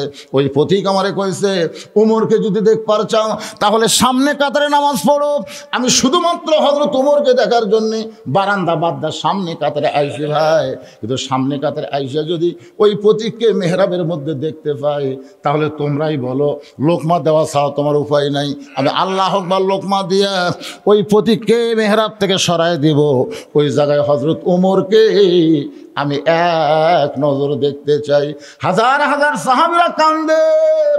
সমস্ত সাহাবীরা যখন কাঁদতেছে, রাখাল চিল্লায় বলে, বারান্দায় নামাজ পড়া ভালো, এই ভিতরে কেন কান্দা কান্দি শুরু হয়ে গেল?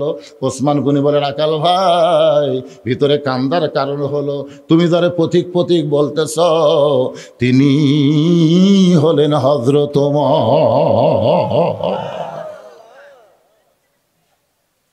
যেই বলছে তুমি যারে পথিক পথিক বলতেছ, তিনি হলেন হযরত ওমর। গাছের গোড়া কাটলে গাছটা যেমন ঠাস করে পড়ে যায়, রাখাল তেমনি পড়ে গিয়া কাটা মুরগির মতন ছটফট করে বলতেছে, ইয়া আমিরুল মুমিনিন, আমি আপনাকে তওবা পড়াইছি, আমি আপনাকে মুনাফিক কইছি, আমি আপনাকে ভণ্ড কইছি, অথচ অধম রাখালকে আপনি কিছুই বলেননি। আমি আপনাকে কি করছি? না না, প্রথম কি তওবা পড়াছি। আমি আপনাকে মুনাফিক কইছি, আমি আপনাকে ভণ্ড কইছি, অথচ অধম রাখালকে আপনি কিছুই বলেন নাই। সঙ্গে সঙ্গে মসজিদের সমস্ত মুসল্লি চিল্লায় বলে, কে রে? এই মসজিদের মধ্যে কে রে? কারে তওবা পড়াছে? কারে মুনাফিক কইছে, কারে ভণ্ড কইছে, কার সামনে পা আবল তাবল কি বকতেছে, ই কে রে? আপনার কি মনে করতেছেন যে ওমর রাস্তা দেখলে শয়তান কয়দিন যায় না?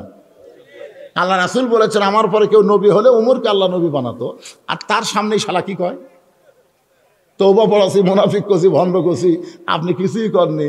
সবাই মনে করছে পাগলা, বুঝলেন? এই পাগলা কোন দিক দিয়ে ঢুকলো? ধর! সবাই যখন ধর কইছে, ওমর ফারুক দেখলেন এতগুলো মুসল্লি যদি এক ধরে, কিছু করা লাগবে না, এমনি ফুটুস। আপনার কি মনে করতেছেন পুলিশের ধরা আর জামাই শ্বশুর ধরা এক ধরা? জামাই মাঝে মধ্যে আপনার বাড়ির পাশে হাট আসে, শ্বশুর বাড়ি যায় না, ওই হাট করে যায়। আজকে শ্বশুর যায় দেখে জামাই হাট করতেছে, পিছন হাত ধরছে, কে বাবা কি তুমি আসো, এর থেকে চলে যাও, আমার বাড়ি চোখত পড়ে না, আজ তোমাকে যাওয়া লাগবেই। এখন বলেন শ্বশুর জামাই ধরে লে যাচ্ছে, এটার মধ্যে কোনো রাগ আছে? এর মধ্যে কি আছে? মহব্বত আছে। আর চোর পুলিশ খুঁজতেছে, চোরক ধরবি, ধরে হয় না। সবাই কয় আসে যায়, পুলিশ খালি সাইজ আসে, যে যাচ্ছে দৌড়ে গিয়ে ধরছে। আপনার বলেন তো এই ধরার নাম কি? এইটা কি দয়ার ধরা? তা আজকে যে সাহাবিগুলো যদি ওই রাখালকে ধরে, আপনার বলেন তো দয়া করে ধরবি? কাক তওবা পড়াছে, কাক মুনাফিক কয়েছে, কাক ভণ্ড করে ধর। সবাই যদি খেলে এসে ধরে, ওই আলু ভর্তা হয়ে যাবে। সঙ্গে সঙ্গে ওমর ফারুক বললেন, আতিউল্লাহ ওয়া আতিউর রাসূল ওয়া উলিল আমরি মিনকুম, আল্লাহর আনুগত্য করো, নবীর অনুসরণ করো। আমি যে তোমাদের আমির, আমাকে কি তোমরা মানো? সবাই বলে 1000 বার মানি। ওমর ফারুক বললেন, তাহলে আমারে তওবা পড়াইছে, আমারে মুনাফিক কইছে, আমারে ভণ্ড কইছে, এর বিচার হবে আল্লাহর কোরআন দিয়া। কি দিয়া? এর বিচার হবে আল্লাহর কোরআন দিয়ে। আপনারা বলেন তো বাংলাদেশে কি আপনারা আল্লাহর কোরআনের বিচার দেখছেন? বাংলাদেশের বিচারের সাইজ কেমন? একটা দৃষ্টান্ত দিলেই বুঝবেন। 6 বছর আমের বাগান করছে, 6 বছর। এবার জ্যৈষ্ঠ মাসে দেখবার কাছে আমের সাইজ যা দেখে গাছের ডালে বসে এক বাচ্চা আম পাড়তেছে আর ব্যাগের মধ্যে তুলতেছে। বাগানের মালিক কয়, কে রে? আমি খাইনি, আমার পরিবারের কেউ খায়নি, আর তুই আমার গাছের আম পাড়তেছিস? তোর বাপকে যা বিচার দেবো রে, তোর বাবুকে যা বিচার দেবো। ওই খালি খুশখুস করে হাসে। বাগানের মালিক বলে, হাসিস কেন? বলে, আমার বাবা কোথায় যা বিচার দেবেন? আমার বাবাও আর এক গাছে চড়ছে। ভুল কি মারা দেখো, আর বাপ খালি আম পাড়ে আর বস্তা ভরায়। গাছের নিচে বসে কান্দার বলে, আল্লাহ বিচার দেবো কার কাছে রে? বাপও চোর, বেটাও চোর। আজকে আমাদের বাংলাদেশের অবস্থা কি হচ্ছে? বিচার দিবেন কার কাছে? সব শালাই চোর। কথা কন না কেন? সব শালাই। আমি যদি বলবো সব শালা, আপনারা বলবেন চোর। চোরের বিচার চোর কোনোদিন করবার পারবি? চোরখান পারবি? মুরগি চোরাক ধরে লেগেছে মেম্বরের কাছে, মেম্বর তোর সেই বিচার করি। চোর খালি হাসে। হাসিস খারে? বলে, আমি করি মুরগি চুরি, মেম্বর করে গম চুরি, আমরা দুইজনে চোর ভাই। না, এক মেম্বরের কাছে হবে না, এক চেয়ারম্যানের কাছে নিয়ে যাবে। এবার চেয়ারম্যানের কাছে নিয়ে যাচ্ছে, চোর আরো ধরে হাসে। তো কে আবার হাসিস করে? বলে, মেম্বার করে মনে মনে, চেয়ারম্যান করে টোনে টোনে। তো তোর বিচার করবি কে রে? চোরের দেশে চোর কোনোদিন বিচার হয় না। ধরে কথা কন না কে?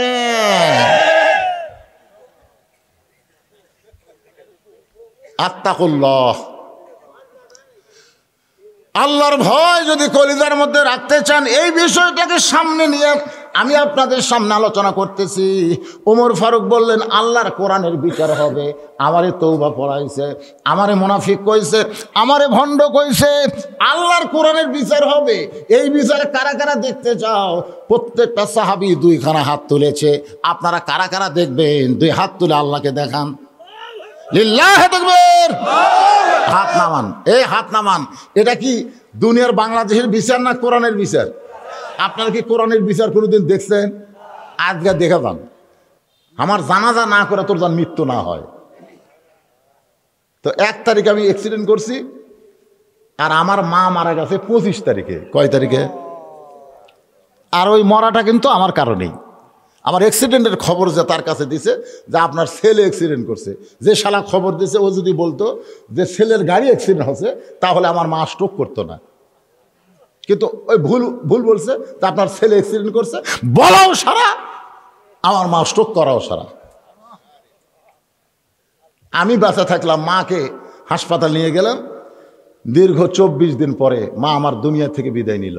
2 নম্বর কারণ হলো মায়ের দোয়া, মায়ের জানাজা করা লাগবে, এই জন্য আল্লাহ পাক আমার বাঁচাইছে।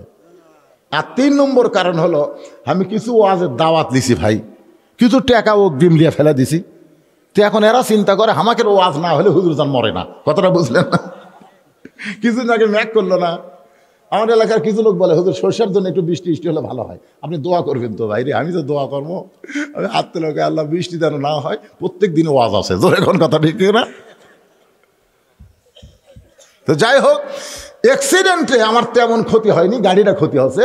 আর 25 তারিখ আমার মা মারা যাওয়ার পর থেকে আমি একেবারে শারীরিক মানসিকভাবে পুরো অসুস্থ, কিন্তু দাওয়াতগুলো নিয়ে রাখছি, করা লাগবে। অসুস্থ মানুষ আমি কথাবার্তা বলতেছি, আপনাকে এতই পেশাব লাগলো। আত্তাকুল্লাহ হাক্কা তুকাতিহি, জীবনের শ্রেষ্ঠ আজ মনে করে শুনবেন, মরাই যখন লাগবে মুসলমান না হয়ে আমরা কবরে যাব না। জোরে কোন কথা, ঠিক কথা কন না কে? আমাকে একজন বলেছে হুজুর আমরা মুসলমান মরি কিন্তু বেনামাজি কবর খোঁড়ে, এই সম্পর্কে একটু ওয়াজ করবেন। আপনাদের এলাকার গোরস্থানে বেনামাজি যায় যদি কবর খোঁড়ে, তাহলে যাই মরে গেল তার খবর কি? ও তাই বেনামাজি। আপনারা শোনেন, মা খাদিজা যখন দুনিয়া থেকে বিদায় নেবেন তখন রাসূলের কাছে 2টা ওসিয়ত করলেন। 1 নম্বর ওসিয়ত হলো আমি মরে যাওয়ার পরে ফাতেমা আমাকে গোসল করাই দিবে, ফাতেমা ছাড়া অন্য কোনো মেয়ে যেন আমাকে স্পর্শ না করে। 2 নম্বর ওসিয়ত হলো ফাতেমা আমাকে কাফনের কাপড় পরাবে, ফাতেমা ছাড়া অন্য কোনো মেয়ে যেন কাফনের কাপড় না ধরে। তাহলে বোঝা গেল মরার আগে ওসিয়ত করা যায়, যায় কি যায় না? তাহলে আপনি ওসিয়ত করবেন আমি মরে গেলে বেনামাজি যেন আমার কবর না খোঁড়ে। যদি বলে হুজুর নামাজিরা তো কবর খোঁড়বার জানে না, তখন আপনাকে বেনামাজিকে নামাজি করার টার্গেট নেওয়া লাগবে। জোরে কোন কথা ঠিক কিনা? যে ভাবি হোক, প্রতিদিন কই চলো ভাই মসজিদে যাই, কই তুই নামাজ পড়েও যাবে না পড়েও তাই। দেখতেছে না রে, এই তো ডাইরেক্ট অ্যাঙ্গেলে কাজ হচ্ছে না। একদিনের আপনাকে এলাকার বড় বাজারের নাম কি? আশেপাশে বড় বাজার নাম কি? মথুরাপুর বাজারে ওকে ধরছেন 3:30টার সময়। চ ভাই, বলে এখন কোন নামাজ? নামাজ লয় রে, তোকে একটু চা খেলাম। আপনারা বলেন তো নামাজের কথা বললে যে গরম হয়, চা খাওয়ার কথা বললে সে গরম থাকবে? তো চা স্টলে যা বলতেছে নিমকি দাও, পেঁয়াজি দাও, জিলাপি দাও। এত কেন? তুই আমার ভাই না, আজ নিয়ত করছি তো 50 টাকা খেলাম। কেবল 40 টাকা যখন খাওয়া হচ্ছে তখন আসরের নামাজের আজান দিছে। তখন নামাজি বলতেছে এই শালা মুয়াজ্জিনের আক্কেল নাই বারে, তো 50 টাকা খেলে বার চাইছিলাম, 40 টাকা খেলে তুই আজান দিল। এ ভাই তুই খালি বসে থাক, ও আদায় নামাজ পড়ে এসে তোকে 10 টাকা খেলাম। এই কথা বলে নামাজ যখন উঠবার চাই, বেনামাজি খপ করে হাত ধরছে। নামাজি বলতেছে হাত ধরলি কেন? তুই একলাই যাবি, আমার কবি না? এর আগে তোকে মেলা কষি ভাই, এই খালি খালি কোয়া, আজ গামার পিছনে 40 টাকা খরচ করছিস, কয়া দেখতো তুই কি মনে করছিস আমার মতো মানবতা নাই? এতদিন খালি খালি নামাজের কথা কইছিস, আর 40 টাকা খরচ করছিস। আল্লাহর জন্য না হোক তোর জন্য নামাজ পড়ব রে। আপনার মনে মনে চিন্তা হয়েছে আল্লাহ আজকে যখন যাবার চাই তাহলে নিয়ে যায়। মসজিদের কাছে গিয়ে বলতেছে ভাইজান নামাজ পড়বার গেলে অজু করা লাগবে, অজু করার পরে বলতেছে ডান পায়ে ঢোকা লাগবে, ডান পায়ে ঢুকলে হবে না, দোয়া পড়া ঢোকা লাগবে। দোয়া পড়া যেই মসজিদের বারান্দায় ও সামনে কাতারে গিয়ে আল্লাহ বলতেছে আল্লাহ আমার দায়িত্ব হলো তোমার বেনামাজি বান্দাকে মসজিদের মধ্যে ঢুকায় দেওয়া, আর তোমার দায়িত্ব হলো হেদাত দেওয়া। চোখের পানি নিয়ে দোয়া করছে, আল্লাহ দোয়া কবুল করছে। জোরে কর সুবহানাল্লাহ। তো ভাইজান নামাজ ফজরের 2 রাকাতের পরই ওমর ফারুক আল্লাহর কোরআন দিয়ে রাখালের বিচার করবে। আমরা বিচারটা দেখবার চাইছি, তারপরও কিছু লোক উঠে উঠে যায়। এই ধারে কি আছে রে, দরজা আছে নাকি? ফুসকি মারতেছে। এখনই হাত তুললেন, আর বিচার না দেখে বাড়ি যাচ্ছেন। যান না, বাড়ি যান, আপনি যে বাড়ি যাবেন না হাসপাতালে যাবেন তার গ্যারান্টি কি আছে? অনেক লোক কিন্তু দৌড়ে দেয় মোটর সাইকেল, এই আর অসময় তাদের বাড়ি জ্বালাবি যাইতে তীর মাথার যে গাছের সাথে বেঁধে গেছে কুয়াশা তো। পরে আমরা যাওয়ার সময় যাই দিকে হুন্ডে একদিকে মুই একদিকে কে কে করতেছে, কে বাড়িতে হুজুর বাড়ির যাওয়া হয়নি, হুজুর বেঁধে গেছে হুজুর, আর উঠপারি পারতেছি না। অক ধরে আবার শেরপুর হাসপাতালে ভর্তি করে দিয়ে আমাকে যাওয়া লাগছে। এত অধৈর্য হলে হবে না। কথাটা ফজরের 2 রাকাত নামাজের পরই আপনাদের সামনে উপস্থাপন করব। এই 2 রাকাত নামাজ পড়তে মনে করেন 5-10 মিনিট লাগবে। এই সময়ের মধ্যে এই গোরস্থানের জন্য কেউ যদি বাকি থাকে যে হুজুর আপনার হাতে দেয়, ওমর ফারুক বিচার করবে কার আইনে? আল্লাহর। জোরে বলেন কার? আল্লাহ কোরআনে বলেছেন, ইন্নাল্লাহা ইয়ামুরুকুম আন তুআদ্দুল আমানাতি ইলা আহলিহা ওয়া ইযা হাকামতুম বাইনান নাস আন তাহকুমু বিল আদল। আল্লাহর বিচার করতে গেলে নিজের ইচ্ছা মতো বিচার করলে হবে না, বিচার করতে হবে আমার আল্লাহর ইচ্ছা। আপনারা সত্যি করে বলেন তো আসল বিচারক কে? কোরআন শরীফ পড়ছেন আপনারা, আলাইসাল্লাহু বিআহকামিল হাকিমিন। ভাইরে আজকে যারা বিচার ইচ্ছা মতো করতেছে, এর কে বিচার ইচ্ছা মতো হবে কি হবে না? আল্লাহ ইচ্ছা করে জাহান্নাম দিবে, যা তোর আর কোনো বিচার লাগবে না, বিনা হিসাবে তুই জাহান্নাম। জি, মোহাম্মদ স্বপন আলী মানে ভ্যান চলে রোজগার করে খায়, তেলিগাতি গ্রামের বাসিন্দা। সে 2000 টাকা দান করলো, তার জন্য একটু দোয়া করুন। ভ্যান চলে রোজগার করে স্বপন 2000 টাকা তেলিগাতি থেকে করছে দান। আমরা কি দোয়া করব? আল্লাহ তার শরীর স্বাস্থ্য ভালো রাখেন, ভ্যানের মধ্যে বরকত দেন, ব্যাটারি দান ডাউন কম হয়। কি কারণ ভ্যানের কিন্তু ব্যাটারি এখন আসল। এর যা বাপ মা আত্মীয় স্বজন যদি কবরে যায়, আল্লাহ দানের ওসিলায় কবরকে জান্নাতের টুকরা বানায় দেখ। জোরে কোন আমিন।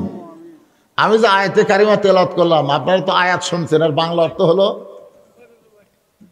ওয়াইযা হাকামতুম বাইনান নাস আন তাহকুম বিল আদল। মানুষের মধ্যে কাউকে যখন বিচারক করা হবে, সে ইচ্ছা মতো বিচার করতে পারবে না, বিচার করবে কার ইচ্ছায়? আল্লাহর ইচ্ছায়। মোহাম্মদ সোহেল তেলিগাতি 500 টাকা। মোহাম্মদ আর দেন না, এটি যারা দিবেন এমনি দেন। আচ্ছা লেখেন, আর বলার দরকার নেই।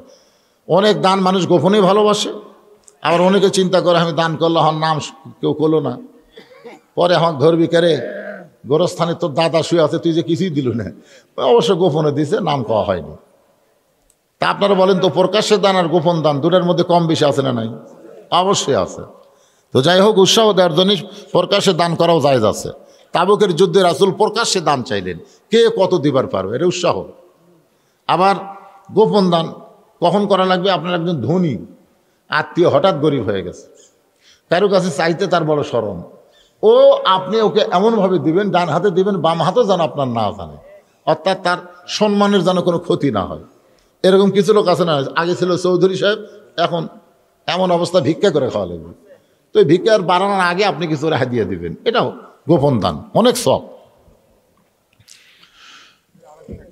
আচ্ছা থাক, দিয়ে দান। ওমর ফারুক ফজরের নামাজের পরে রাখালকে এক টানে বুকের মধ্যে নিয়ে কপালে একটা চুমা খায়। সমস্ত সাহাবেরা বললেন, আমির আল মুমিনিন, বিচারের নামে এটা প্রহসন। বিচারের নামে কি? প্রহসন। যে আপনাকে তওবা বলাইছে, মুনাফিক কইছে, ভণ্ড কইছে, আপনি তাকে বুকের মধ্যে নিয়ে কপালে চুমা দিলেন। ওমর ফারুক বলে, রাখাল রে, তোর অত কথা হজম করার পেছনে একটাই মাত্র কারণ, আমি তোর ভিতরে আল্লাহর তাকওয়া দেখেছি। কেউ না দেখলেও আল্লাহ দেখতেছে। এ আমল যার ভিতরে থাকবে, আত্তাকুল্লাহ ডিগ্রি, সে গোল্ডেন A+ পাবে। আজকে আপনারাও শুধু এইটুকু ঈমান নিয়ে আসবেন, কেউ না দেখলেও আল্লাহ দেখতেছে, আর 2 ফেরেশতা কিন্তু বসা নাই, এরা লিখতেছে। যেরকম ঠিক কিনা? আল্লাহ বলতেছে, মুসা আমি কেমন আছি যদি জানবার চাও তাহলে ফেরাউনের কাছে যাও। কার কাছে? আমি মৌলানা কেমন আছি যদি জানবার চান তাহলে বর্তমান সরকারের কাছে যান। যেরকম কথা ঠিক কিনা? যে আমাদের মতন আলেমদেরকে ওনারা কেমন রাখছে। উপায় নাই রে, উপায় নাই রে, উপায় নাই, আলহামদুলিল্লাহ বলা ছাড়া উপায় নাই। যে আল্লাহ শারীরিক সুস্থতা দান করে মানসিক প্রশান্তি লাভের জন্য আজকের এই জান্নাতের বাগানে কবুল করলেন, আমরা সে আল্লাহর উপরে খুশি না বেজার? তাহলে জবান করে সমস্বরে সকলে বলবো রব্বানা লাকাল হামদ হামদান কাসীরান তাইয়িবান মুবারাকান ফীহি। আমরা প্রশংসা করলাম কার? কেন করলাম? ভালোবাসি। আল্লাহর প্রশংসা করার বহু কারণ, তার মধ্যে 1 নম্বর কারণ হলো আল্লাহ আমাদেরকে দয়া করে রহম করে মুসলমানের ঘরে মুসলমান হিসাবে কবুল করেছেন। আল্লাহ ইচ্ছা করলে আমাদের হিন্দুর ঘরেও পাঠাবার পারতেন না? দুনিয়াতে মানুষ পাঠানোর দায়িত্ব কার? তা আমাদের যদি খ্রিস্টানদের ঘরে পাঠাতেন, যদি ইহুদির ঘরে পাঠাতেন, তাহলে আমাদের করার কিছু ছিল? যে আল্লাহ ওই সকল ঘরে না পাঠায়া সরাসরি মুসলমানের ঘরে মুসলমান হিসাবে আমাদের কবুল করেছেন। এখন আশেপাশে কোনো হিন্দু ভাই যদি থাকে, সে যদি প্রশ্ন করে হুজুর তাহলে আমরা কি? এখানে আমার কথা চলবে না, কথা হবে আল্লাহর। জোরে কোন ঠিক কিনা? আল্লাহ কোরআনে বলেন ওয়ামান ইয়াবতাগি গায়রাল ইসলাম দীনান ফালাই ইউকবালা মিনহু। ইসলাম ছাড়া কেউ যদি অন্য ধর্ম গ্রহণ করে, আমার কথা কি বুঝতেছেন? ইসলাম ছাড়া কেউ যদি অন্য ধর্ম গ্রহণ করে, আল্লাহ বলেছেন লা ইউকবালা মিনহু, সেইটা কখনোই কবুল করা হবে না। আল্লাহর কাছে একমাত্র কবুলযোগ্য ধর্মের নাম কি? আরো জোরে। এই ইসলাম যারা মানে তাদেরকে বলা হয় মুসলমান। তাদেরকে কি বলা হয়? আরো জোরে বলেন কি? আমি যে আয়াতে কারিমা তেলাওয়াত করেছি সেখানে শেষে কি বলা হয়েছে? লা তামুতুন্না ইল্লা ওয়া আনতুম মুসলিমুন। গোরস্থানের মাহফিল, ঠিক না? আমাদেরকে যাইতেই হবে। আমি এখানে দেখতেছি কিছু ছেলেরা এই বাহির দা ঘোরাফেরা করতেছে, তাই না? হইচই শোনা যাচ্ছে। তো মাহফিল বাদ দিয়ে বাহিরে ঘোরা লক্ষণ ভালো? হ্যাঁ, যেনারা বাহিরে ঘোরাফেরা করতেছেন আমি ওই সকল বাবাদেরকে বলবো তোরা ভিতরে আসো। বাহিরে ঘুরে কোনো লাভ নাই, সব কিছুর শান্তি হলো ভিতরে। এই শীতের দিনে ল্যাপের ভিতরেই শান্তি, বাহিরে কোনো শান্তি আছে? মনে করেন যে আপনার গোটা শরীরই ভিতরে আছে, খালি পা দুটা বের করে থাকেন, হবে? 11টা ডিম দিছে মুরগির তলে, 9টার বাচ্চা হয়েছে। চিন্তা করে ডিম দিলাম 11টা, বাচ্চা হলো 9টা, কারণ কি? এক বুদ্ধিজীবীর কাছে গিয়ে বলল ভাই ডিম দিলাম 11, বাচ্চা হলো 9টা। 9টা ডিম মুরগির বুকের তলে ছিল, যার কারণে উষুম পায়া বাচ্চা হয়েছে। আর এই বাকি 2টা খালি সাইড মারছে। জোরে কোন কি মারছে? রাগ করে বলে ভেজা খামো, কই পারবি না, ভেজা খাওয়ার উপযুক্ত নাই। বলে সিদ্ধ করে খাবো, কয় তাও হবে না। কয় কি হয়েছে? ওটা কাঁচা হয়ে গেছে, পচিয়া গেছে। আজকে সামিয়ানা বাদ দিয়ে যারা বাহিরে ঘুরতেছে এরা হলো পচা ডিমের মতো। জোরে কোন কথা ঠিক কিনা? আমি বলতেছি বাজান, এত রাত ধরে যখন চেতন আছেন খামাখা বাহিরে না ঘুরে জান্নাতের বাগানের ভিতরে এসে বসেন। আমরা আল্লাহর প্রশংসা করার কারণ হলো এই যে এই ভাই কি বলতেছেন যে এত জায়গা, আসলে শোনেন এটা ঠিক আছে। আমি ওনার আশা দেখলাম, আপনারা হয়তো খেয়াল করেননি, উনি পায়ের স্যান্ডেল হাতে নিয়ে আসলেন। আপনারা সত্যি করে বলেন তুমি তখন পায়ের স্যান্ডেল হাতত নিছে, তখন স্যান্ডেলকে নিচে আসেন আপনাদের মাথার উপরে উঠছে। দেহের মধ্যে সবচাইতে দামি জায়গা কোনটা? আর সবচাইতে কম দামি জায়গা? যদি বেশি কথা বলিস রাখতেই মারব। কি রাগ করবে না তো? পায়ে দেওয়ার স্যান্ডেল আপনাদের মাথার উপর দিয়ে নিয়ে আসলো। যদি ওইখানে জায়গা না থাকতো উনি আসতে পারতেন? আপনারাই রেখে দিয়েছেন। এই জন্য আমি বলবো, ফাঁকা থাকলে পিছনে থাক, মাঝে মাঝে রাখেন না। ওই মাঝে মাঝে ফাঁকা রাখলে স্যান্ডেল কিন্তু মাথা তুলবে।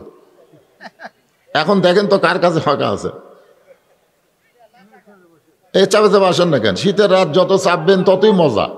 হ্যাঁ, আর আমি মাহফিল কমিটিকে বলবো, ভাই আমি তো টেজে চা খাই না, এক গিলাস একটু উৎস গরম পানি দাও। তো কি বলতেছিলাম, আল্লাহর প্রশংসা করার কারণ হলো আমরা যে মাসে ওয়াজ শুনতেছি, এটা কি মাস? হ্যাঁ, রজব মাস। এই মাস আসার সাথে সাথে রাসূল একটা দোয়া পড়তেন, আপনারা জানেন, আল্লাহুম্মা বারিক লানা ফি রজব ওয়া শাবান ওয়া বাল্লিগনা রমাদান। রজব এবং শাবান মাসে আল্লাহ তুমি আমাদের বরকত দিও, আমাদেরকে রমজান মাস পর্যন্ত হায়াত দান করো। তার মানে বোঝা গেল রজব পেয়ে গেছি, সামনে কি? তারপরে রমজান। এই রজব মাসে আল্লাহ তাআলা আমাদের নবীকে এই দুনিয়া থেকে আল্লাহর আরশে নিয়ে গেছিলেন, যাকে আমরা বলি মেরাজ। যাকে কি বলি? মেরাজ। এই রজব মাসটা অত্যন্ত গুরুত্বপূর্ণ মাস। আল্লাহ আমাদের সেই মাসে উপনীত করেছেন, খুশি না বেজার? আলহামদুলিল্লাহ। এই মাসের এক রাতে আল্লাহ তাআলা নবীকে বললেন, আপনি ইচ্ছা করলে জান্নাতের মধ্যে ঢুকতে পারেন। নবী জান্নাতের মধ্যে প্রবেশ করলেন। আল্লাহ নবীর সঙ্গে একজন ফেরেশতা ছিল, নাম হলো জিবরাইল। আমাদের নবীর সঙ্গে একটা ফেরেশতা থাকতো, তার নাম কি? আর আমাদের সঙ্গে সবসময় দুই ফেরেশতা থাকে। আমাদের সাথে সবসময়। আপনি যদি একলা হয়ে 10টা ভোট দেন, এরকম লোক আছে না নাই? একলা খালি মুড়ি ছিটতিছে আর মারতেছে, মুড়ি ছিটতিছে আর মারতেছে। তখন দুই কান্দের দুই ফেরেশতা কয়, আল্লাহ এই শয়তানকে, এর বাপ কয়টা? কারণ এক বাপের সন্তান একটা ভোট দেবে, ইঁদে 10টা দিল। তখন আল্লাহ বলে, এর জন্মেরই ঠিক নেই। জোরে কোন কিসের ঠিক নেই? এর জন্মেরই ঠিক নেই। তোমার দুই কান্দে দুই মোহরি লেখিতেছেন ডায়েরি, দুই কান্দে দুই মোহরি লেখিতেছেন ডায়েরি, দলিল দেখে রায় দিবে, টাকা পয়সার নাই কারবার। সবাই বলেন, আসেন আমার মুক্তার, আসেন আমার ব্যারিস্টার, শেষ বিচারের হাইকোর্টেতে, শেষ বিচারের হাইকোর্টেতে তিনি আমায় করবেন পার, আমি পাপী তিনি জামিনদার। মনের ঘরে তালা দিয়া চাবি নিয়া আসেন সাই, আমি অধম সাধ্য কি তার হুকুম ছাড়া বাইরে যাই, হুকুম ছাড়া বাইরে যাই। মনুরে পাড়া পারে থাকলে তারা সঙ্গে নিও গাড়ি ভাড়া, জবাবদিহি করতে হবে ধরলে টিকিট কালেক্টর, আমি পাপী তিনি জামিনদার।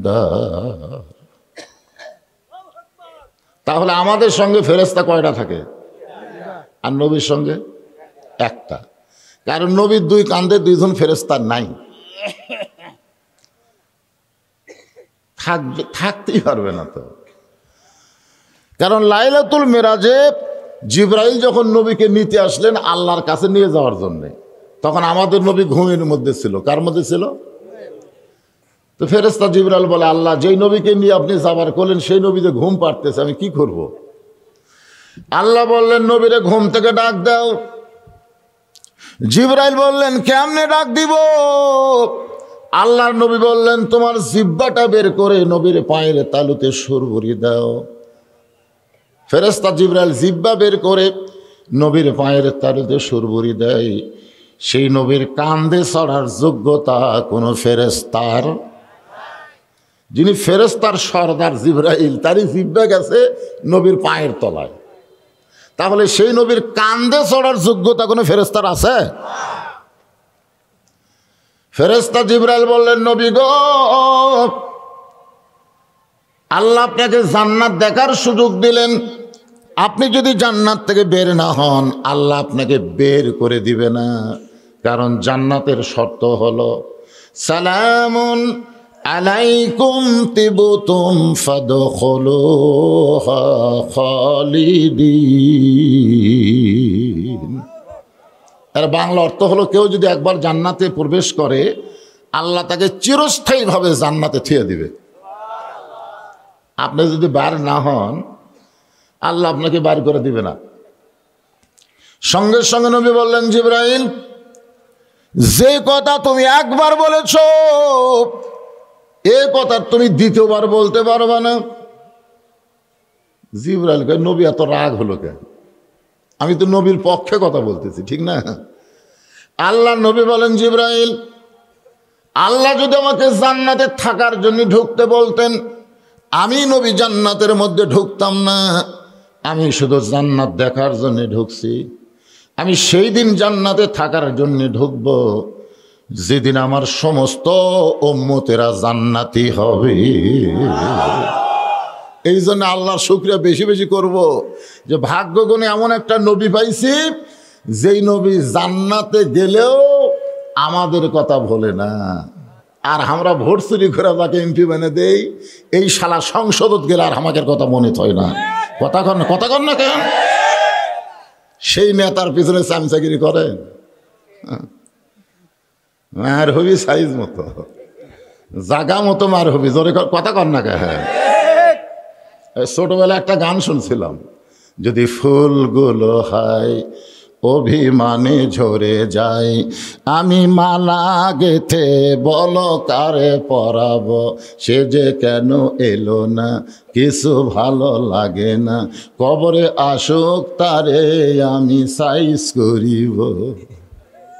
সে গোরস্থানের মাহফিল, সে গোরস্থানের কি যাবেন না?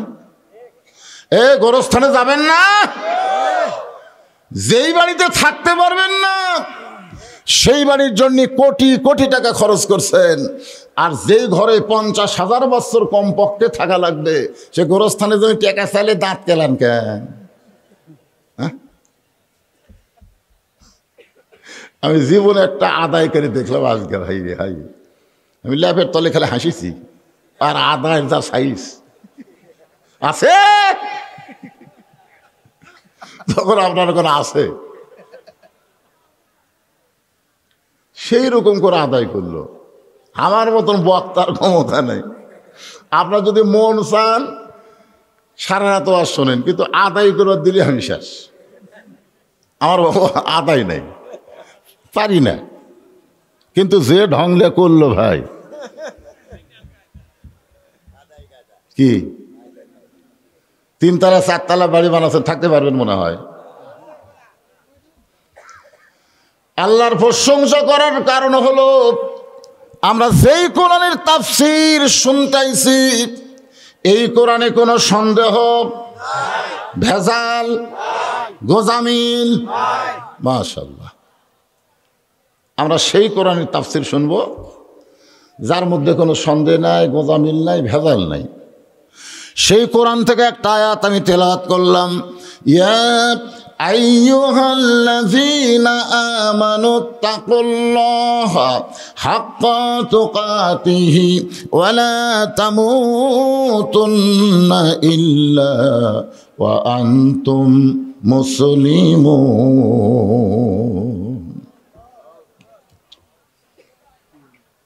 আমি গিলাসত করে গেছি, কাপত করে চা লিয়া, চা না ভাই, সাদা পানি রে। কারণ আমার ওয়াজের মধ্যে আপনারা শুনছেন আমি সেই দিন চা খাবো যেদিন আমার সামনে বসা লোকের 1 কাপ করে পাবি, তাই না? আমি কিন্তু চা খাই না, পানি, গরম পানি। বড় গিলাসও তা নেই।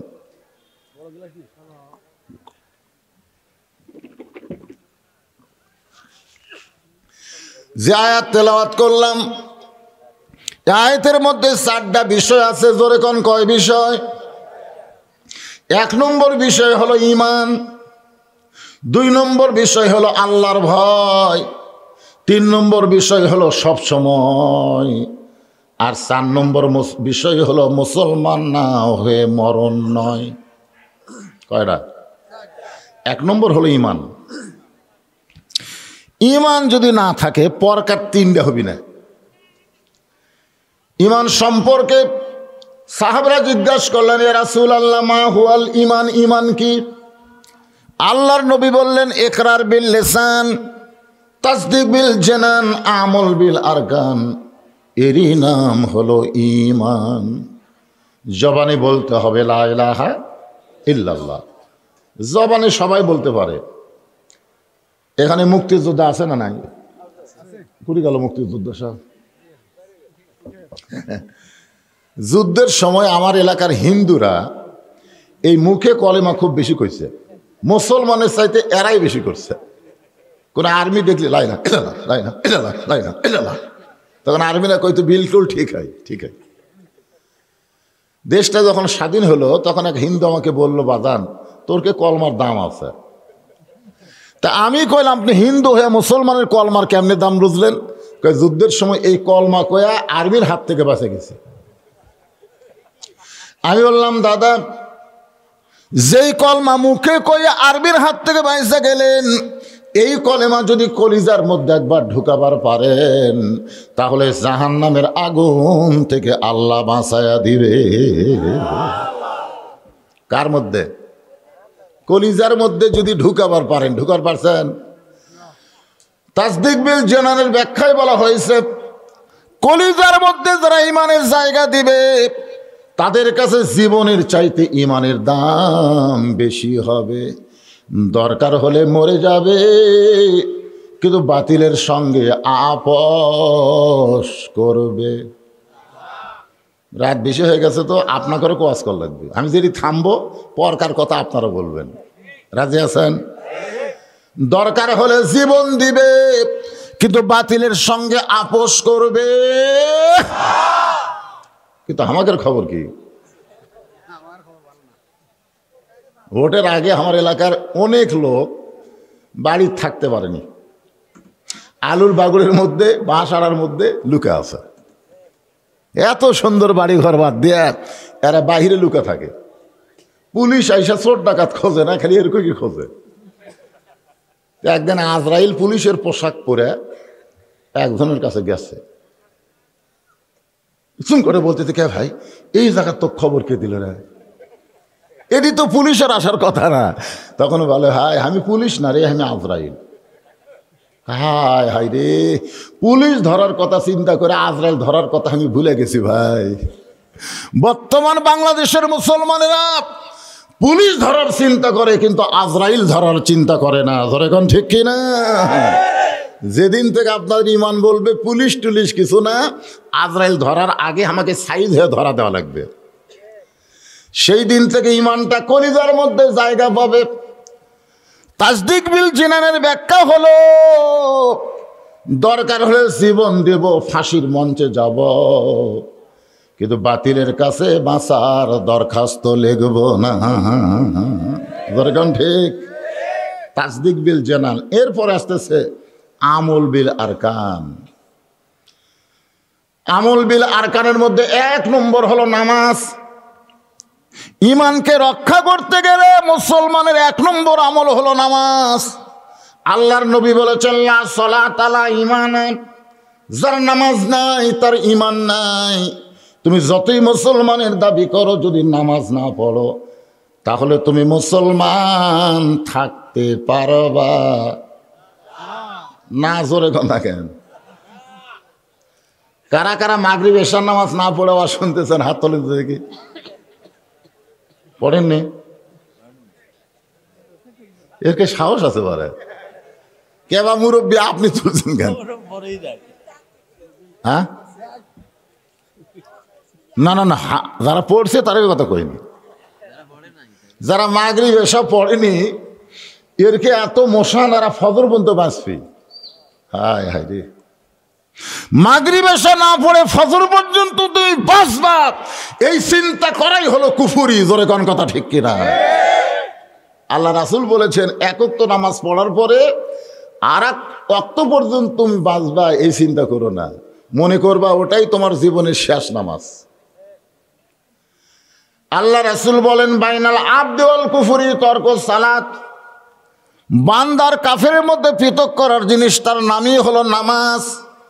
যেই ব্যক্তি নামাজ পড়ে সে হবে আল্লাহর বান্দা, আর যে ব্যক্তি নামাজ পড়ে না সে হলো কাফের।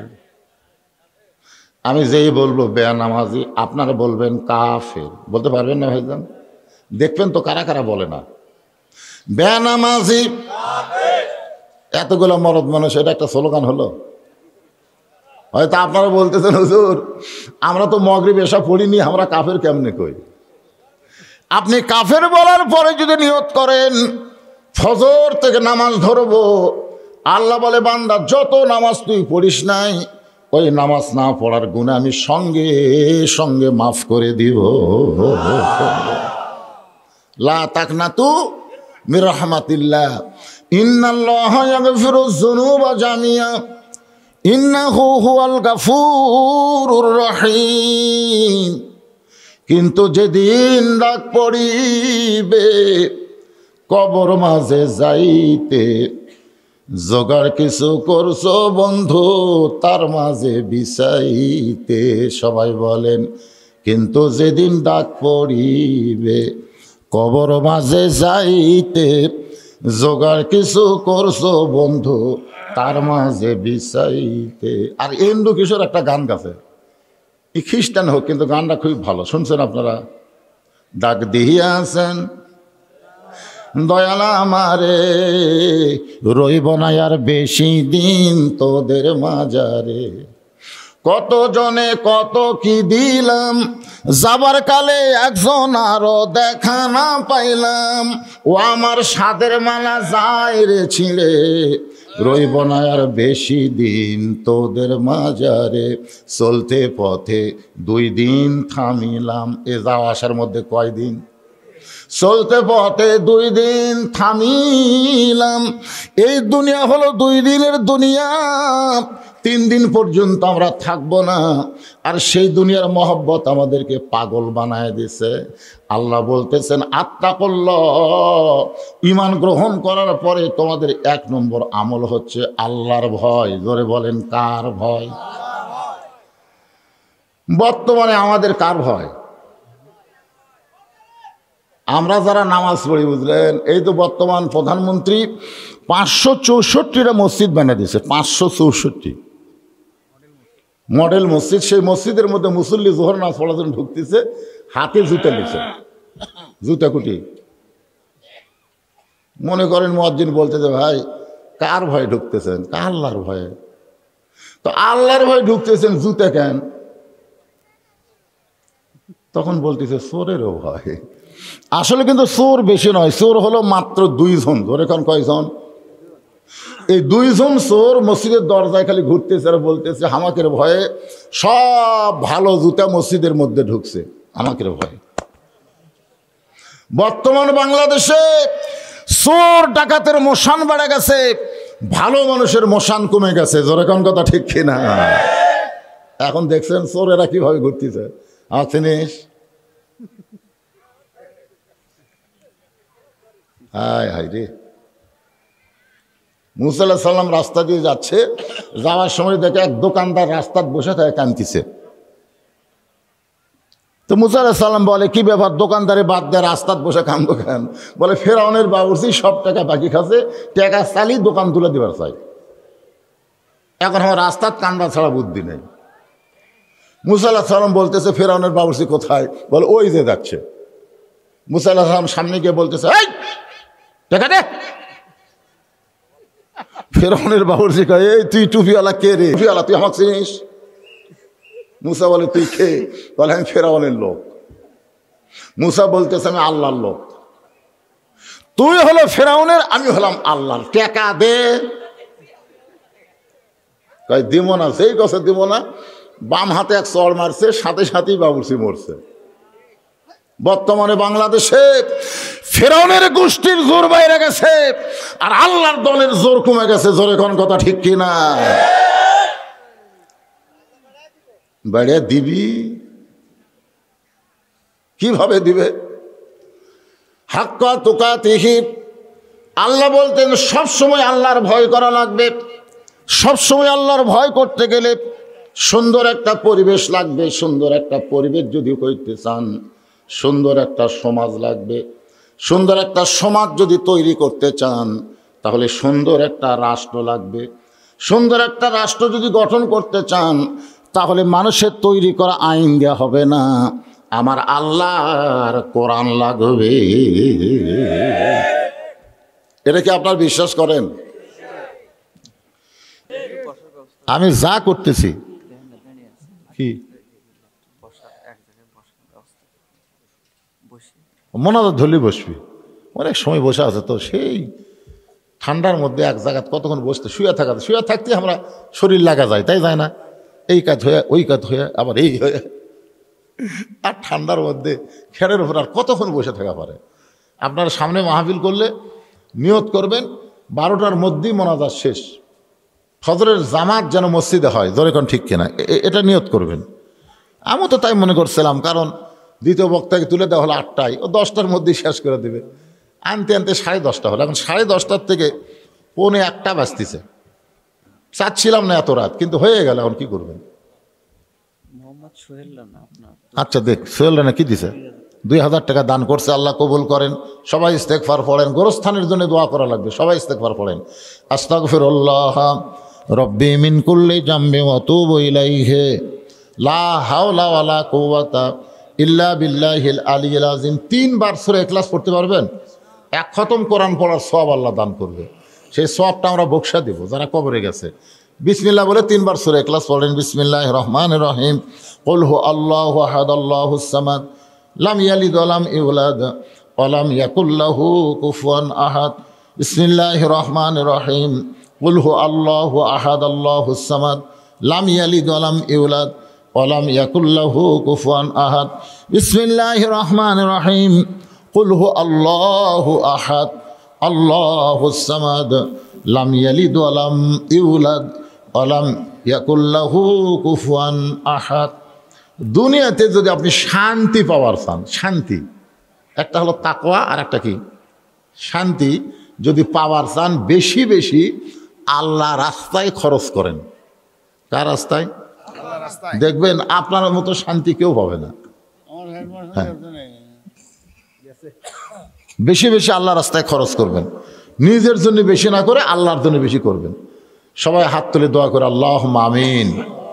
আল্লাহুম্মা আনতাস সালাম ওয়া মিনকাস সালাম তাবারাকতা ইয়া যাল জালালি ওয়াল ইকরাম।